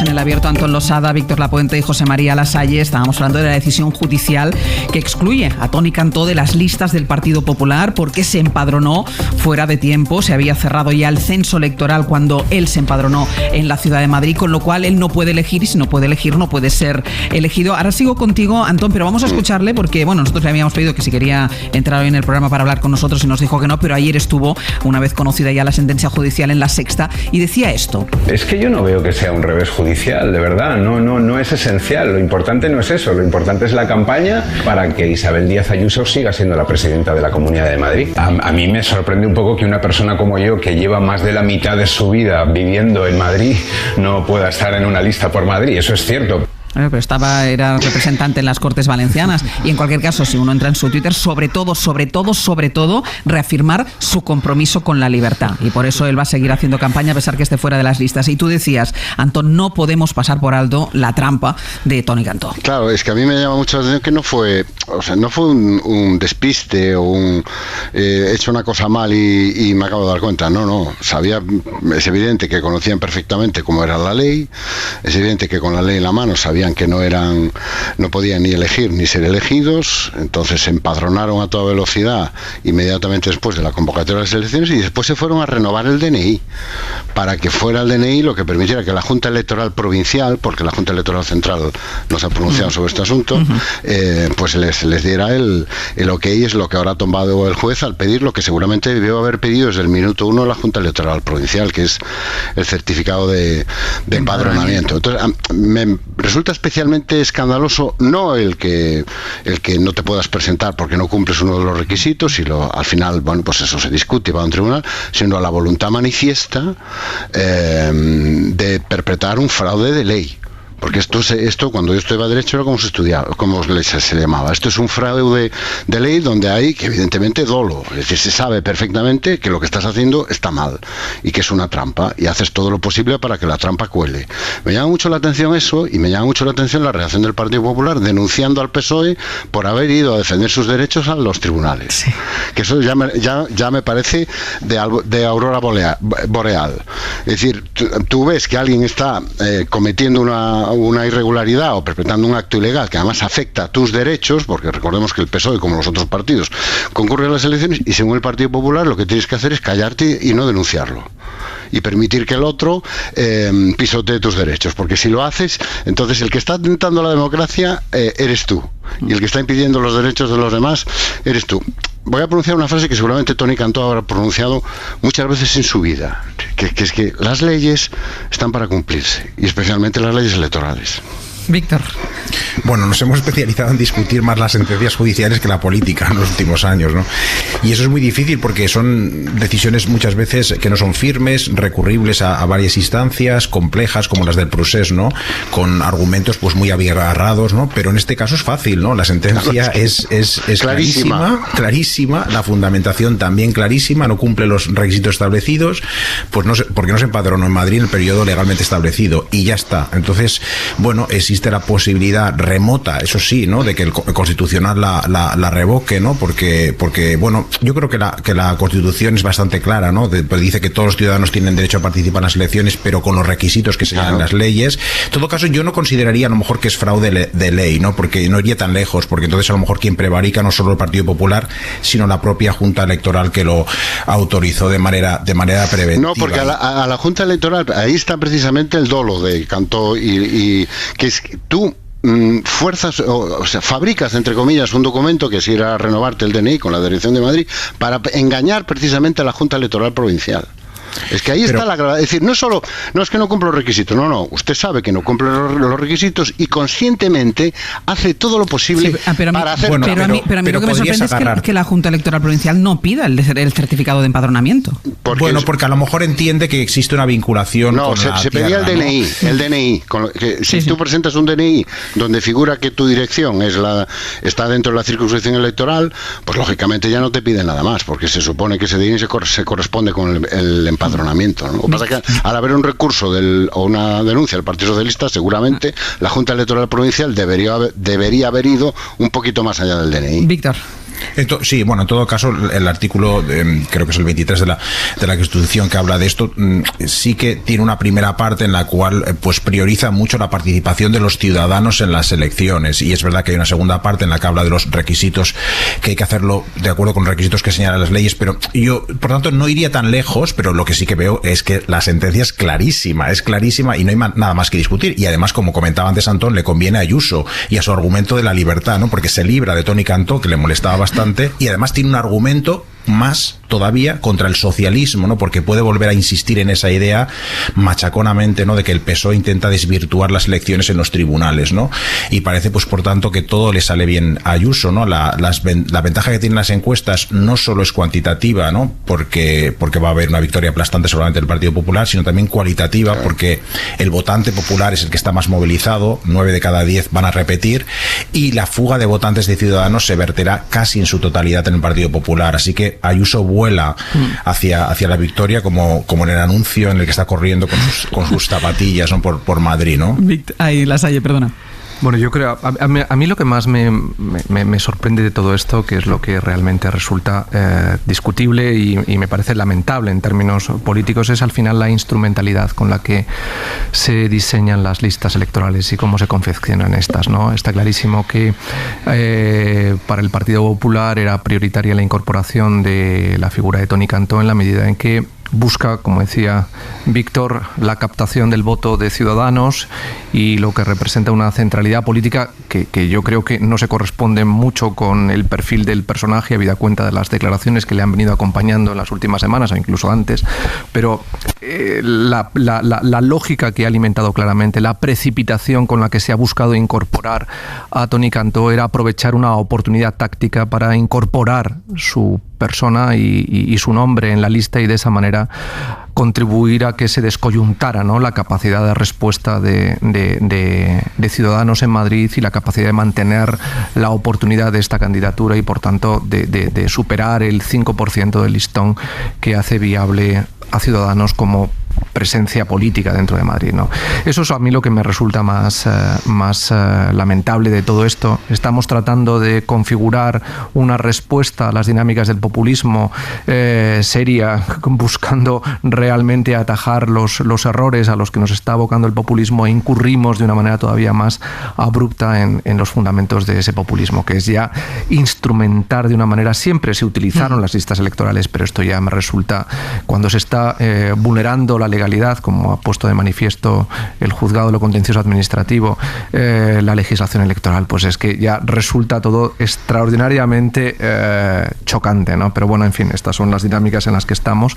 Por otro lado, también Agustín Conde, que era el otro candidato, también se ha visto excluido, aunque aquí las dinámicas son otras, ¿no? Porque aquí son más debates internos de consolidación de apoyos, en este caso una persona próxima a María Dolores de Cospedal, con lo que representa eso dentro de las dinámicas internas del partido, etcétera. Con lo cual volvemos otra vez a eso, ¿no?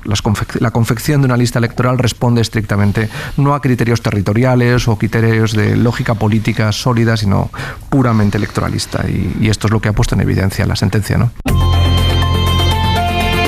En la cadena SER, Hoy por Hoy, con Ángeles Barceló. Antón Losada, Víctor Lapuente y José María Lasalle. Seguimos con las elecciones, con esta precampaña a las elecciones de Madrid y con ese diálogo público que mantiene la candidata del Partido Popular, Isabel Díaz Ayuso, no con el candidato del Partido Socialista, sino con el presidente del Gobierno, Pedro Sánchez. No solo ella. Ayer, por ejemplo, Almeida, alcalde de Madrid y portavoz nacional del Partido Popular. Pedro Sánchez, gracias. Mirando a la cámara lo digo. Muchas gracias. Sigue aquí. Sigue en la campaña de Madrid. No te prives. Sal todos los días. Eres el mejor candidato que podíamos tener para sacar la mayoría absoluta incluso. Si Pedro Sánchez sigue todos los días, sacamos la absoluta. Pero claro, Víctor, Pedro Sánchez ha aceptado este guante, es decir, él responde directamente. Sí, porque a Sánchez le va bien un enfrentamiento polarizado con Ayuso, ¿no? Al PSOE a nivel nacional le va bien seguramente movilizar a los votantes más duros y no optar tanto a los votantes de centro, porque se puede gobernar España con muy poquitos diputados en el Congreso, ya que la oposición está muy dividida, muy fragmentada. En cambio, a nivel autonómico no, y desde luego en Madrid tampoco. Necesitas tener un partido socialista que apele más hacia no tanto el sanchismo, sino al gabilondismo, si pudiéramos llamarlo así, ¿no? Y al principio, la verdad es que al principio, tras la convocatoria de las elecciones, muchas personas pensábamos que esta era una oportunidad para la moderación.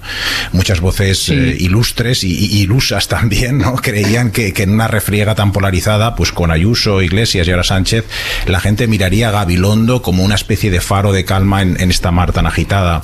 Pero me temo que el 5M no hablaremos de un triunfo de este gabilondismo, y ojalá me equivoque, sino del ayusismo o del sanchismo, ¿no? Porque Sánchez ha saltado a la arena eclipsando completamente con su sobra a Gabilondo. Claro, porque es que tapa al propio candidato, Víctor. Sí, pero yo creo que lo que asistimos es un choque entre perdona que utilice estos términos que no me gustan mucho, ¿no? Pero el sanchismo y el ayusismo, ¿no? Sánchez y Ayuso son muy diferentes, nos puede caer mucho más simpático uno que otro, pero comparten varias cosas, ¿no? Encabezan los gobiernos más importantes importantes de la izquierda y de la derecha respectivamente.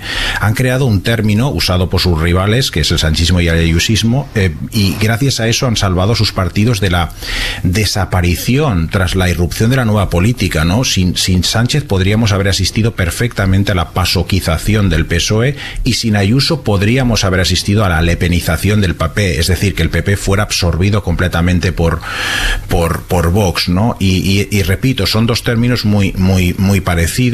La derecha se inventó el término de sanchismo para denigrar al PSOE, ¿no? Que pactaba su izquierda, y la izquierda el ayusismo, también términos peyorativos, pero yo creo que ambos comparten eso, y en estos momentos pues les interesa personalmente a ellos, no al Partido Socialista en Madrid. Vas allí. Yo creo que es que realmente, como habíamos comentado ya, el horizonte electoral de una anticipación de generales no hay que descartarlo en función de cómo sean los resultados en Madrid, ¿no? Y evidentemente al Partido Socialista ahora ya le interesa claramente una confrontación directa con lo que representa Ayuso, porque interpreta que quien va a ganar claramente las elecciones es ella, no tanto las siglas del Partido Popular, sino que hay una personalización de la candidatura, un poco como sucedió en Estados Unidos con Trump. Es decir, en un determinado momento el Partido Republicano fue digerido, y todas sus corrientes moderadas y todo lo que representaba la herencia política más tradicional del Partido Republicano fue digerido por la victoria de Trump, cuando acabó con los resortes que el mundo de McCain y todo lo que representaba, insisto, la moderación del Partido Republicano, fue deglutido por un Trump que sobre el Tea Party y todo lo que encarnaba fue capaz de generar una polaridad política en el debate estadounidense que es el que le ha llevado durante 4 años a liderar la derecha norteamericana, y que además con inteligencia táctica fue capaz de generar una derecha alternativa alrededor que le alimentó de los elementos más feroces desde un punto de vista político de la ideología norteamericana, ¿no? Con las corrientes supremacistas, con las lógicas que podríamos ubicar en lo que es Vox. Y ese maridaje alrededor de un liderazgo personalizado es lo que ha hecho posible el fenómeno Trump en Estados Unidos. Y un poco es lo que está sucediendo en Madrid. Es decir, Ayuso no va con las siglas del Partido Popular. Ayuso es Ayuso. Y está demostrando que hegemoniza el relato político y que tiene autonomía propia, y que margina y coloca en un plano secundario al propio líder del Partido Popular en un discurso moderado. Y frente a ello, pues hombre, el Partido Socialista encuentra la oportunidad de convertir claramente a ese Partido Popular que encarna Ayuso en el referente confrontacional, en esa dialéctica polarizada en la que estamos instalados, del horizonte político de las próximas elecciones generales. Y eso es lo que está planteándose aquí. Madrid en estos momentos es el laboratorio que anticipa la confrontación electoral entre el Partido Socialista, que va a querer liderar a todos los que en una votación negativa, en una coalición negativa, como la de Biden en Estados Unidos, no quieren que Trump, no quieren que Ayuso gane las próximas elecciones. Antón, espera un momento, que antes de ir contigo, como van apareciendo encuestas prácticamente a diario en los diferentes medios de comunicación, hoy es La Razón la que presenta encuestas sobre las elecciones en Madrid. Hoy hay encuesta en La Razón, sí, y el resumen es que Partido Popular y Vox no sumarían mayoría absoluta, que sí la podrían conseguir con Ciudadanos, porque en la encuesta de La Razón, Ciudadanos sí que conseguiría representación, 7 diputados. Pero es la única que le da representación. Es la única que le da representación. Es verdad que está ahí en el filo, 5,1% es el porcentaje que, según esta encuesta, conseguiría Ciudadanos. ¿Qué ocurre en el resto de partidos? Bueno, el Partido Popular, en fin, sube 20 puntos en intención de voto, hasta los 58 diputados. El Partido Socialista se quedaría más o menos en un porcentaje similar, 25,5, 35 diputados, solo perdería 1. Más Madrid subiría 1. Apenas se nota, o no se nota nada, según esta encuesta, el desembarco de Pablo Iglesias. De hecho, Unidas Podemos bajaría un poquito en porcentaje de voto, pero mantendría los 12 diputados, y Vox perdería también un poquito más que Unidas Podemos en porcentaje de voto, pero eso se traduciría en una pérdida de 2 diputados, de 12 a 10. Esto es lo que dice la encuesta de La Razón. La de ayer de ABC decía que PP y Vox se valdrán ellos solos para superar con cierto orgullo la mayoría absoluta, y que Ciudadanos no entraría en la Asamblea. Antón. Yo es que me reconozco superado por por la estrategia que está siguiendo en este caso el presidente del gobierno, ¿no? Hace mucho tiempo que ya no entendía que la cumbre aquella de las banderas, que convirtiera a Díaz Ayuso en su referente durante toda la desescalada, y tampoco entiendo muy bien lo que está sucediendo ahora, ¿no? Porque puede ser que, como dice Lasalle, pues estemos anticipando el escenario de unas generales anticipadas, ¿no? Pero te estás metiendo en una batalla que tienes perdida y que si la pierdes, como parece que indican todas las encuestas, por un resultado contundente, el gran derrotado vas a ser tú. Y va a magnificar la victoria de Isabel Díaz Ayuso. Pero sobre todo, esto no va a ser una derrota de Gabilondo, va a ser una derrota de Sánchez, que es quien está liderando y protagonizando la campaña. Entonces me parece asumir un riesgo tan descomunal que solo encuentro una explicación que hemos padecido todos los que hemos estado alguna vez llevando alguna campaña, ¿no? Que es que cerca del líder siempre hay alguien que constantemente le repite: esto solo lo puedes arreglar tú, esto solo lo puedes arreglar tú, y al final se acaba convenciendo que efectivamente esto solo lo puedo arreglar yo, ¿no? Una explicación más lógica me parece que efectivamente pues Ayuso va a ganar, pero puede que no gobierne, y que el que gobierne no esté en el canto de un diputado o una diputada. O sea, que al final nos encontremos la noche electoral con un resultado espectacular de Díaz Ayuso, pero que le falte un diputado o una diputada para gobernar. Y que eso es lo que en este momento se está considerando, y que se considera que hay que poner toda la carne en el asador, no para impedir la victoria de Díaz Ayuso, sino para que no pueda gobernar. Y eso explicaría, en cierta medida, una incorporación tan directa de Pedro Sánchez en la campaña de Madrid. Insisto, es la única razón lógica que yo veo, pero sigue existiendo el riesgo de que puede ser la noche electoral no conseguir ese objetivo y aparecer como el gran derrotado, ¿no? Y después la incorporación de una figura que si algo ha unido a la derecha en los últimos 2 años es el odio, entre comillas, lo de odio, la animadversión hacia Sánchez, ¿no? Entonces yo no sé hasta qué punto la incorporación, convertir las elecciones de Madrid más en un referéndum sobre Pedro Sánchez que sobre Díaz Ayuso, o en todo caso un doble referéndum, no sé a quién perjudica más, si a la derecha o a la izquierda. Me da la sensación de que beneficia mucho a la derecha, porque ya no tienes 2 razones para ir a votar, que es lo mucho que te gusta Díaz Ayuso, sino que tienes una segunda razón, que es lo poco que te gusta Pedro Sánchez. Y sin embargo no sé exactamente qué aporta al electorado de izquierdas, ¿no? Pues si vas al CIS otra vez y miras, por ejemplo, las razones que alega la gente para ir a votar, solo 2 de cada 10 señalan el liderazgo o el voto negativo. La mayoría, casi 7 de cada 10, dicen que lo que miran son el programa y las ideas, ¿no?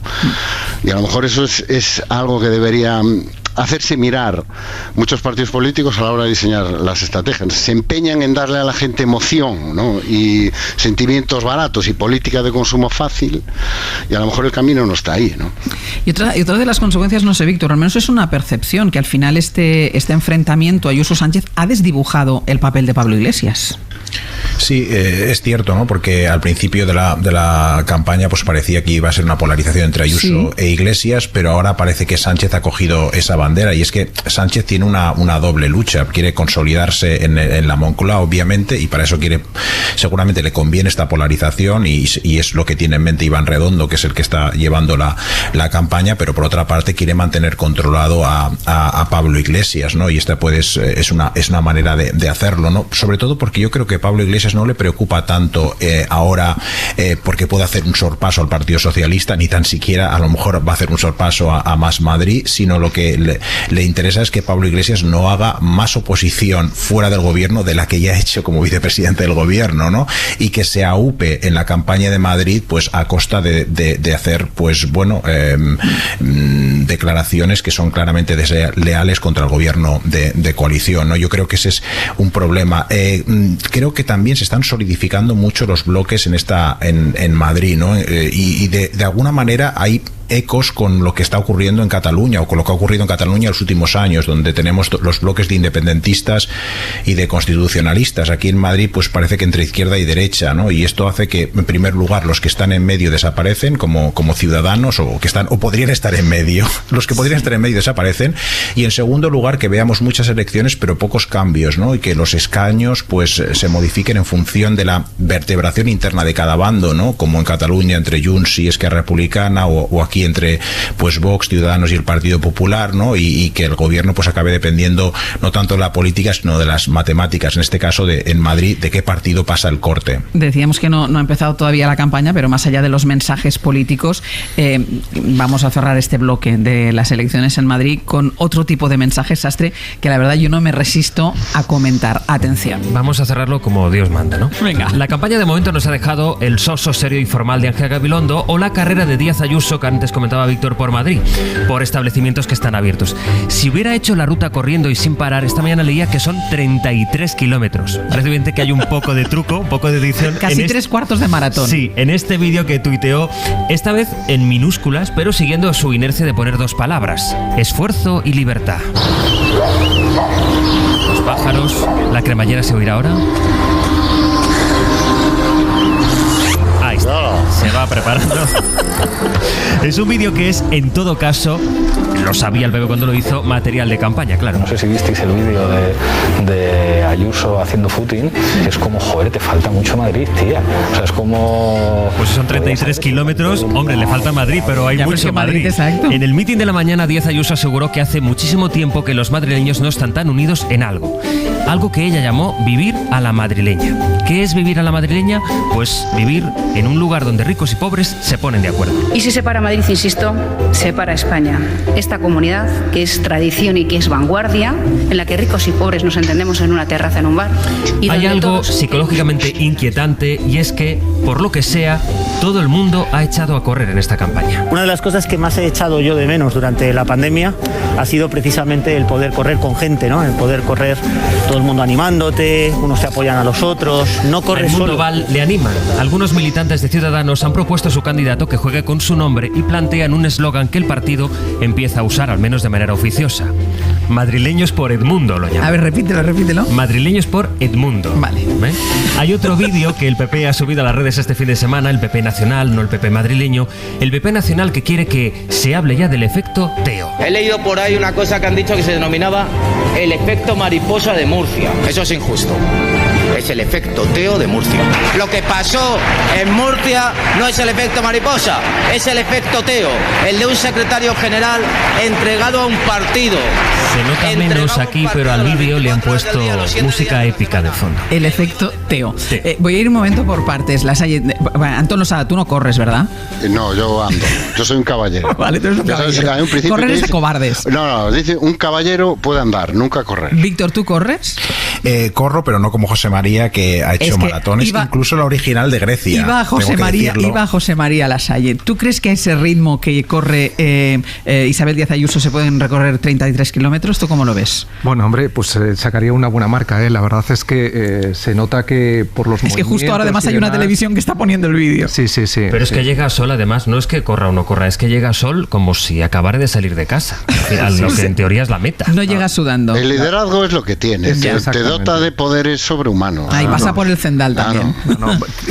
Tira mucho y va muy rápida, y eso significa pues eso, que se le nota que corre, además se ve el estilo. Se le ve el estilo, ¿no? Tú se lo has visto. Si hay efecto Teo sobre el Zendal, se acabará llamando Hospital Díaz Ayuso, acuérdate de eso. Lo dijo Teodoro García Egea. Y ya lo siguiente, Antón, como eran madrileños por Edmundo, ¿qué te parece? Pues he visto en Twitter alguien le reclama el copyright, porque alguien en Twitter lo dijo antes, ¿no? Sí.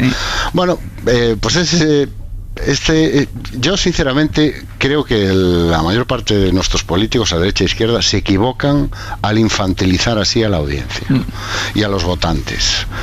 O sea, de verdad, yo creo que hay muchísimos votantes que estarían encantados de ir a votar y que a lo mejor se lo piensan en estas elecciones y en otras, ¿no? Si alguien los tratara como ciudadanos adultos y no solo como mera audiencia. Ahora te pongo un vídeo corriendo, ahora hago un chiste, ahora un eslogancito. Si alguien les hablara un poquito solo, tampoco nos volvamos locos, pero un poquito solo, hombre, un poquito solo, y de las cosas que nos importan. Para infantilización de los ciudadanos o de los electores, Víctor, el efecto Teo, que ayer también, ya que hacía referencia a Antón a Twitter, mucha gente puso en Twitter los cuentos esos de Teo va a la playa, Teo, que eso es el verdadero efecto Teo. Sí, eso es. Bueno, a mí me parece tremendo, ¿no? Que no solo los partidos no escondan estas maniobras, sino que hagan gala de las mismas, ¿no? Y que sea lo único que hacen. Se sientan orgullosos. Efectivamente, que sea seguramente el mérito de Pablo Casado hasta el momento y de la gestión de Pablo Casado ha pasado por este tipo de cuestiones, ¿no? Y es muy malo, ¿no? Porque lo que vemos es que el Partido Popular, antes se comentaba que Ayuso no es el Partido Popular, pero de momento es el futuro del Partido Popular programático, ¿no? Casado ha abandonado cualquier otra opción, ¿no? Se mueve entre las estratagemas de Teo García Egea y la política y los discursos de Ayuso, ¿no? Ese costumbrismo trumpista. Pero bueno, de momento, pues los datos pues le avalan. Bueno, pues vamos a hacer una pausa. En el abierto, Antón Losada, Víctor Lapuente y José María Lasalle. Esta semana va a ser un punto de inflexión también en la lucha contra el coronavirus, contra la pandemia. Mariola Lourido, hola de nuevo. ¿Qué tal, Ángeles? Vamos a poner números a todo lo que nos va a pasar esta semana. De momento los de la incidencia los conoceremos esta tarde, pero los buenos números. Llega la cuarta vacuna a nuestro país, la de Janssen, que tiene como principal novedad que solo necesita una dosis, y eso se prevé que provoque un acelerón en la vacunación. Sí, claro, porque al ser de un solo pinchazo, por ejemplo, la remesa de mañana, aunque es pequeña, servirá para inmunizar directamente ya, de una sola atacada, a 300.000 personas. Sanidad todavía no ha confirmado a quién se le va a poner Janssen. Se puede suponer que se va a utilizar en el grupo de 70 a 79 años, que es un colectivo de mucho riesgo, muy vulnerable, que está sin vacunar. Apenas el 13% ha recibido una sola dosis de Pfizer, un ínfimo 3% la pauta completa. La estrategia de vacunación dice, de hecho, que hay que priorizar con Janssen a los de mayor edad, así que parece lógico que les toque a los de 70, que han quedado ahí emparedados entre los de 80 y los de 60. Y bueno, las autoridades sanitarias confían sobre todo en Pfizer, que está mandando vacunas de forma muy regular, y Janssen para poder cumplir el objetivo del 70% de población vacunada a finales de verano. De hecho, el presidente Sánchez ya dijo el otro día que sin AstraZeneca tendremos 73 millones de vacunas hasta septiembre, y desde Bruselas se lanza precisamente también ese mensaje de que, llegado el caso, no sería necesaria AstraZeneca para esa inmunización colectiva. En España, más de 3 millones de personas han sido protegidas con la pauta completa, el 6,5% de la población. 7 millones han recibido al menos una dosis, el 15%. Hoy llegan, como dices, 1.200.000 dosis de Pfizer y de AstraZeneca, aunque Sanidad no ha dado información oficial. Comunidades autónomas como Cantabria han alertado de que esta semana recibirán un 85% de dosis menos de las esperadas. Así que volvemos a las andadas con los recortes de AstraZeneca. En cualquier caso, los datos de vacunación son buenos, es buena noticia, van llegando más dosis, se va a un ritmo ya importante en prácticamente todas las comunidades autónomas. Luego los datos malos, que son los datos de contagios, porque han pasado ya 10 días de la Semana Santa, se va a poder empezar a ver, o se empieza ya a ver, el efecto de estas vacaciones. La tendencia sigue al alza, sobre todo en ingresos hospitalarios y en gente en UCI. De todas formas, es muy desigual, ¿no? Tanto la incidencia como los ingresos hospitalarios en función de las comunidades autónomas. Sí, pero hay 3 comunidades en donde se empieza a notar mucho ya el impacto de la Semana Santa. Están empeorando todos los datos en Madrid, Cataluña y el País Vasco. Madrid, por ejemplo, ha tenido la peor semana desde febrero, desde hace 2 meses. Se contabilizan más de 2.000 nuevos contagios diarios la semana pasada. La incidencia acumulada ya estaba el viernes en 324 casos por 100.000 habitantes, según los datos de Sanidad. Hoy va a seguir subiendo. Madrid tiene las UCIs al 40% de ocupación COVID, aunque están todavía peor en Cataluña, donde ya hemos escuchado que están pensando en suspender otra vez la actividad asistencial no urgente de otras patologías. Ayer Cataluña tuvo 1.700 casos, nuevos casos, que fueron 1.000 más que el domingo anterior. El País Vasco roza los 300 casos de incidencia. Hoy van a estudiar si toman nuevas restricciones, como cierres de ayuntamientos o de provincias. Y, Ángeles, es verdad que la situación es muy diferente, pero aquí el contraste, la situación de riesgo extremo lo encontramos el contraste en la Comunidad Valenciana. Lleva justo un mes por debajo de los 50 casos en nivel de riesgo bajo, según el semáforo de sanidad. Está logrando consolidar de momento, porque con este virus no se puede cantar victoria nunca, pero está logrando consolidar estos buenos datos que la colocan como una de las regiones con menos incidencia del mundo. Tanto es así que hoy van a empezar a pensar en levantar alguna de las restricciones. Y mira, acabamos de conocer, Mariola, los datos de Navarra, ¿no? Sí, los datos de Navarra, que como comunidad autónoma es la que presenta las peores cifras de toda España.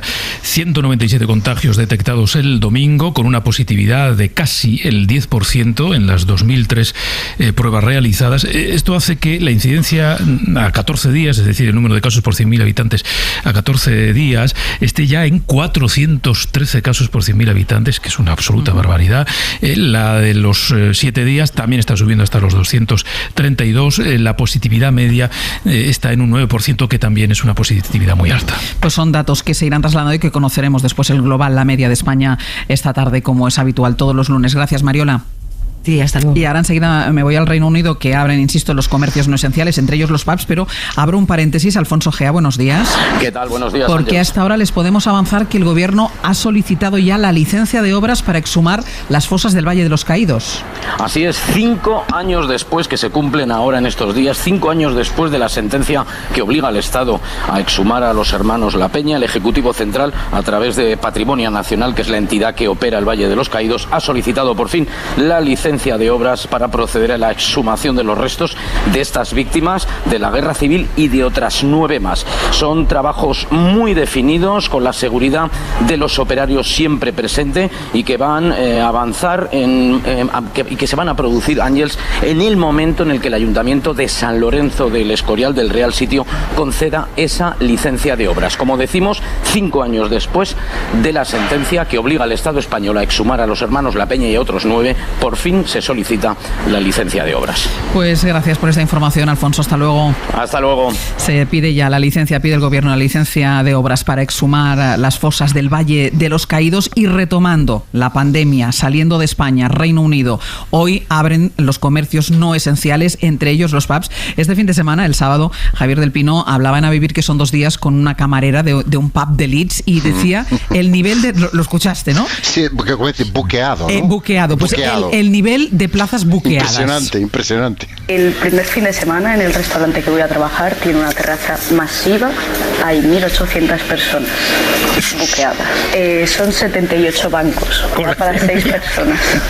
Le preguntaba a Javier del Pino, pero ¿cómo se va a gestionar esto? ¿Van a tener un plazo de 2 horas y para tomarse la pinta, o las pintas que sean capaces de tomarse en 2 horas? Pero tenía este nivel de reserva hasta mayo. Sí, hasta finales de abril seguro. Y después le preguntaba, bueno, ¿y si va a llover? Y decía, no, aquí no le va a importar, la gente se va a tomar las pintas lloviendo. Londres, Begoña Arce, buenos días. Hola, buenos días. Supongo que hay muchas ganas, ¿no? Hay muchísimas ganas. Os puedo decir que a medianoche han abierto algunos pubs, por ejemplo el bar Showtimes de Hansfield, en el norte de Inglaterra. Hacía temperaturas bajo cero, y así todo había un ambientazo increíble. Vamos a escucharlo.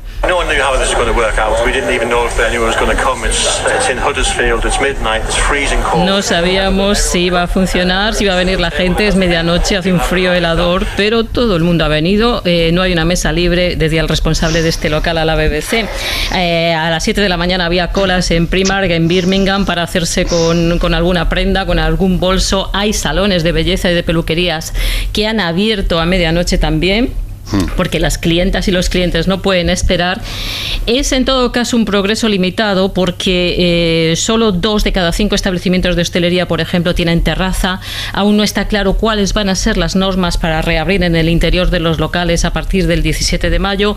Si se va a pedir, por ejemplo, un certificado de vacunación, algún tipo de test. El Gobierno no se quiere comprometer, pero no se excluye que el propietario de cada negocio pueda implantar sus propias normas, como ya se hizo en algún otro periodo, pidiendo, por ejemplo, test negativos. En todo caso, el Gobierno asegura que este es un paso irreversible en el camino hacia una vida algo más normal. Son ya 40 millones de vacunados, al menos con una dosis. De ellos hay 7,5 millones con las 2. se cree haber podido alcanzar precisamente hoy algún tipo de grado de protección, incluso la inmunidad colectiva, según algunos cálculos científicos.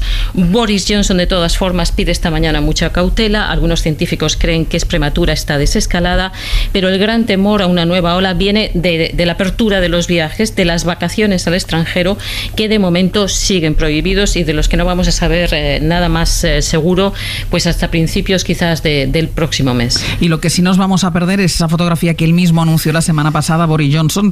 Le íbamos a ver todos cómo se acercaba a sus labios una pinta de cerveza. Nos perdemos la fotografía por el luto por la muerte del príncipe Felipe. Pues no. Seguramente será así. Él había prometido esa foto. Había prometido tomársela, acudir al peluquero y después, pero sobre todo irse a tomar la pinta. Veremos a ver si respeta el luto o no respeta el luto. La foto del peluquero me parece más interesante. Es que a mí también, ahora lo que ha dicho Begoña, yo me había quedado con la pinta de cerveza, pero a lo mejor es más interesante verle salir de la peluquería. Boris Johnson, el peluquero, eso es un vídeo reportaje. Y no 10 años corriendo por Madrid. Están haciendo malabarismos para ponerle el pelo perfectamente desorientado y cubrir las necesidades que cada vez más urgentes que tiene, porque se está quedando bastante calvo. Y el testimonio humano del peluquero, Boris Johnson, explicándonos todo esto. Begoña, en cualquier caso, veremos si se da esa fotografía o no se da esa fotografía. Está con todo el luto el Reino Unido por la muerte de Felipe de Edimburgo y precisamente ha coincidido con la apertura de los comercios no esenciales, la apertura a los pubs. ¿Tú qué irás primero, Begoña, un pub o la peluquería? Yo iré primero a comprarme unas zapatillas porque después de un año de tanto paseo las tengo destrozadas. Begoña, muchísimas gracias. Un saludo a todos. Hasta luego. Inicia la desescalada el Reino Unido, que va con un ritmo de vacunación muy superior al de algunos países europeos, entre ellos España, y se traduce sobre todo en esta fotografía tan gráfica como es la apertura de los pubs que llevan desde antes de Navidad cerrados. Y voy a seguir en el exterior porque esta mañana se van a volver a encontrar Ursula von der Leyen y Charles Michel, presidente de la Comisión y presidente del Consejo Europeo respectivamente, los dos protagonistas junto con Erdogan del famoso Sofagate. Corresponsal comunitaria Griselda Pastor, buenos días.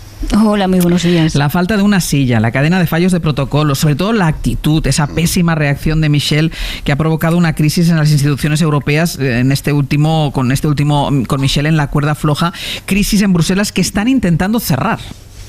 Sí, que están intentando cerrar porque los afectados no se hablan, y esto ha pasado muy pocas veces en la historia de las instituciones, que desde el martes, día del Sofagate, ese día en el que en Ankara von der Leyen se quedó sin silla y tuvo que sentarse en un sofá delante de un ministro de Exteriores, pues desde ese día, desde esa comparecencia que tuvieron allí, no se han vuelto a hablar. Volvían por caminos distintos porque creo que ella tenía todavía otro desplazamiento pendiente, es decir, que no viajaron juntos de regreso a Bruselas, pero no se han hablado más.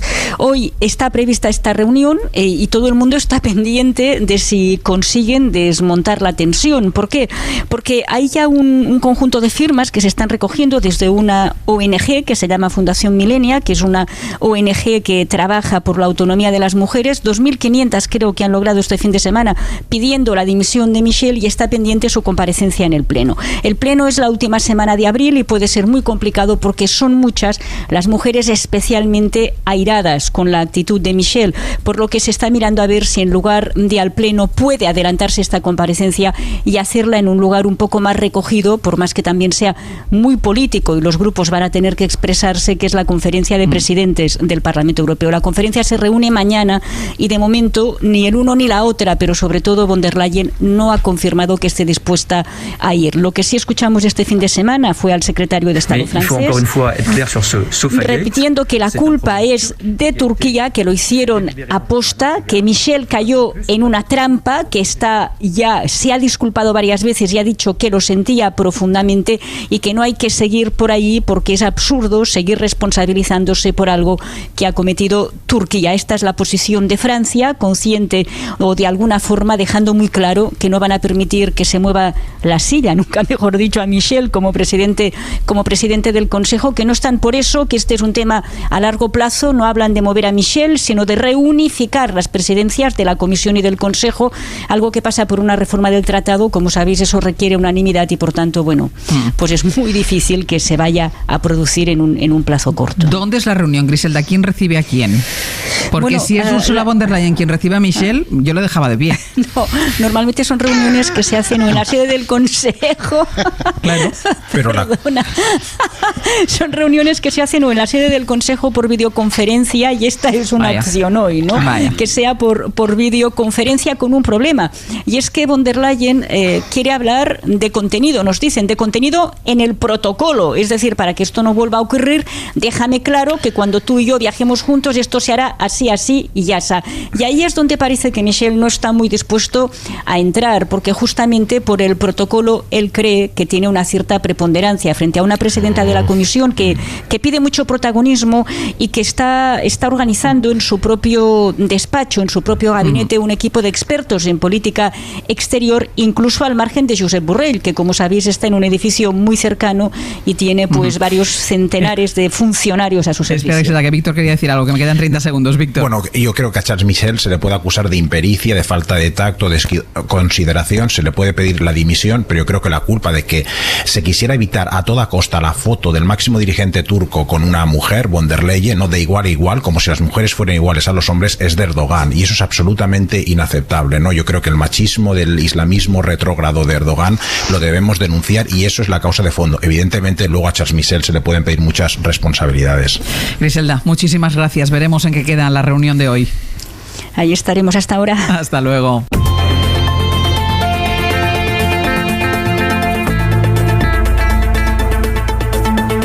Anton Losada, Víctor Lapuente, José María Lasalla, hasta la semana que viene. Un beso. Buenos días. Suscríbete a Hoy por Hoy. Todos los episodios y contenidos adicionales en la app de Cadena SER y en nuestros canales de Apple Podcast, Spotify, iVoox, Google Podcast y YouTube. Escúchanos en directo en la SER de lunes a viernes a las 6 de la mañana. Cadena SER. La radio.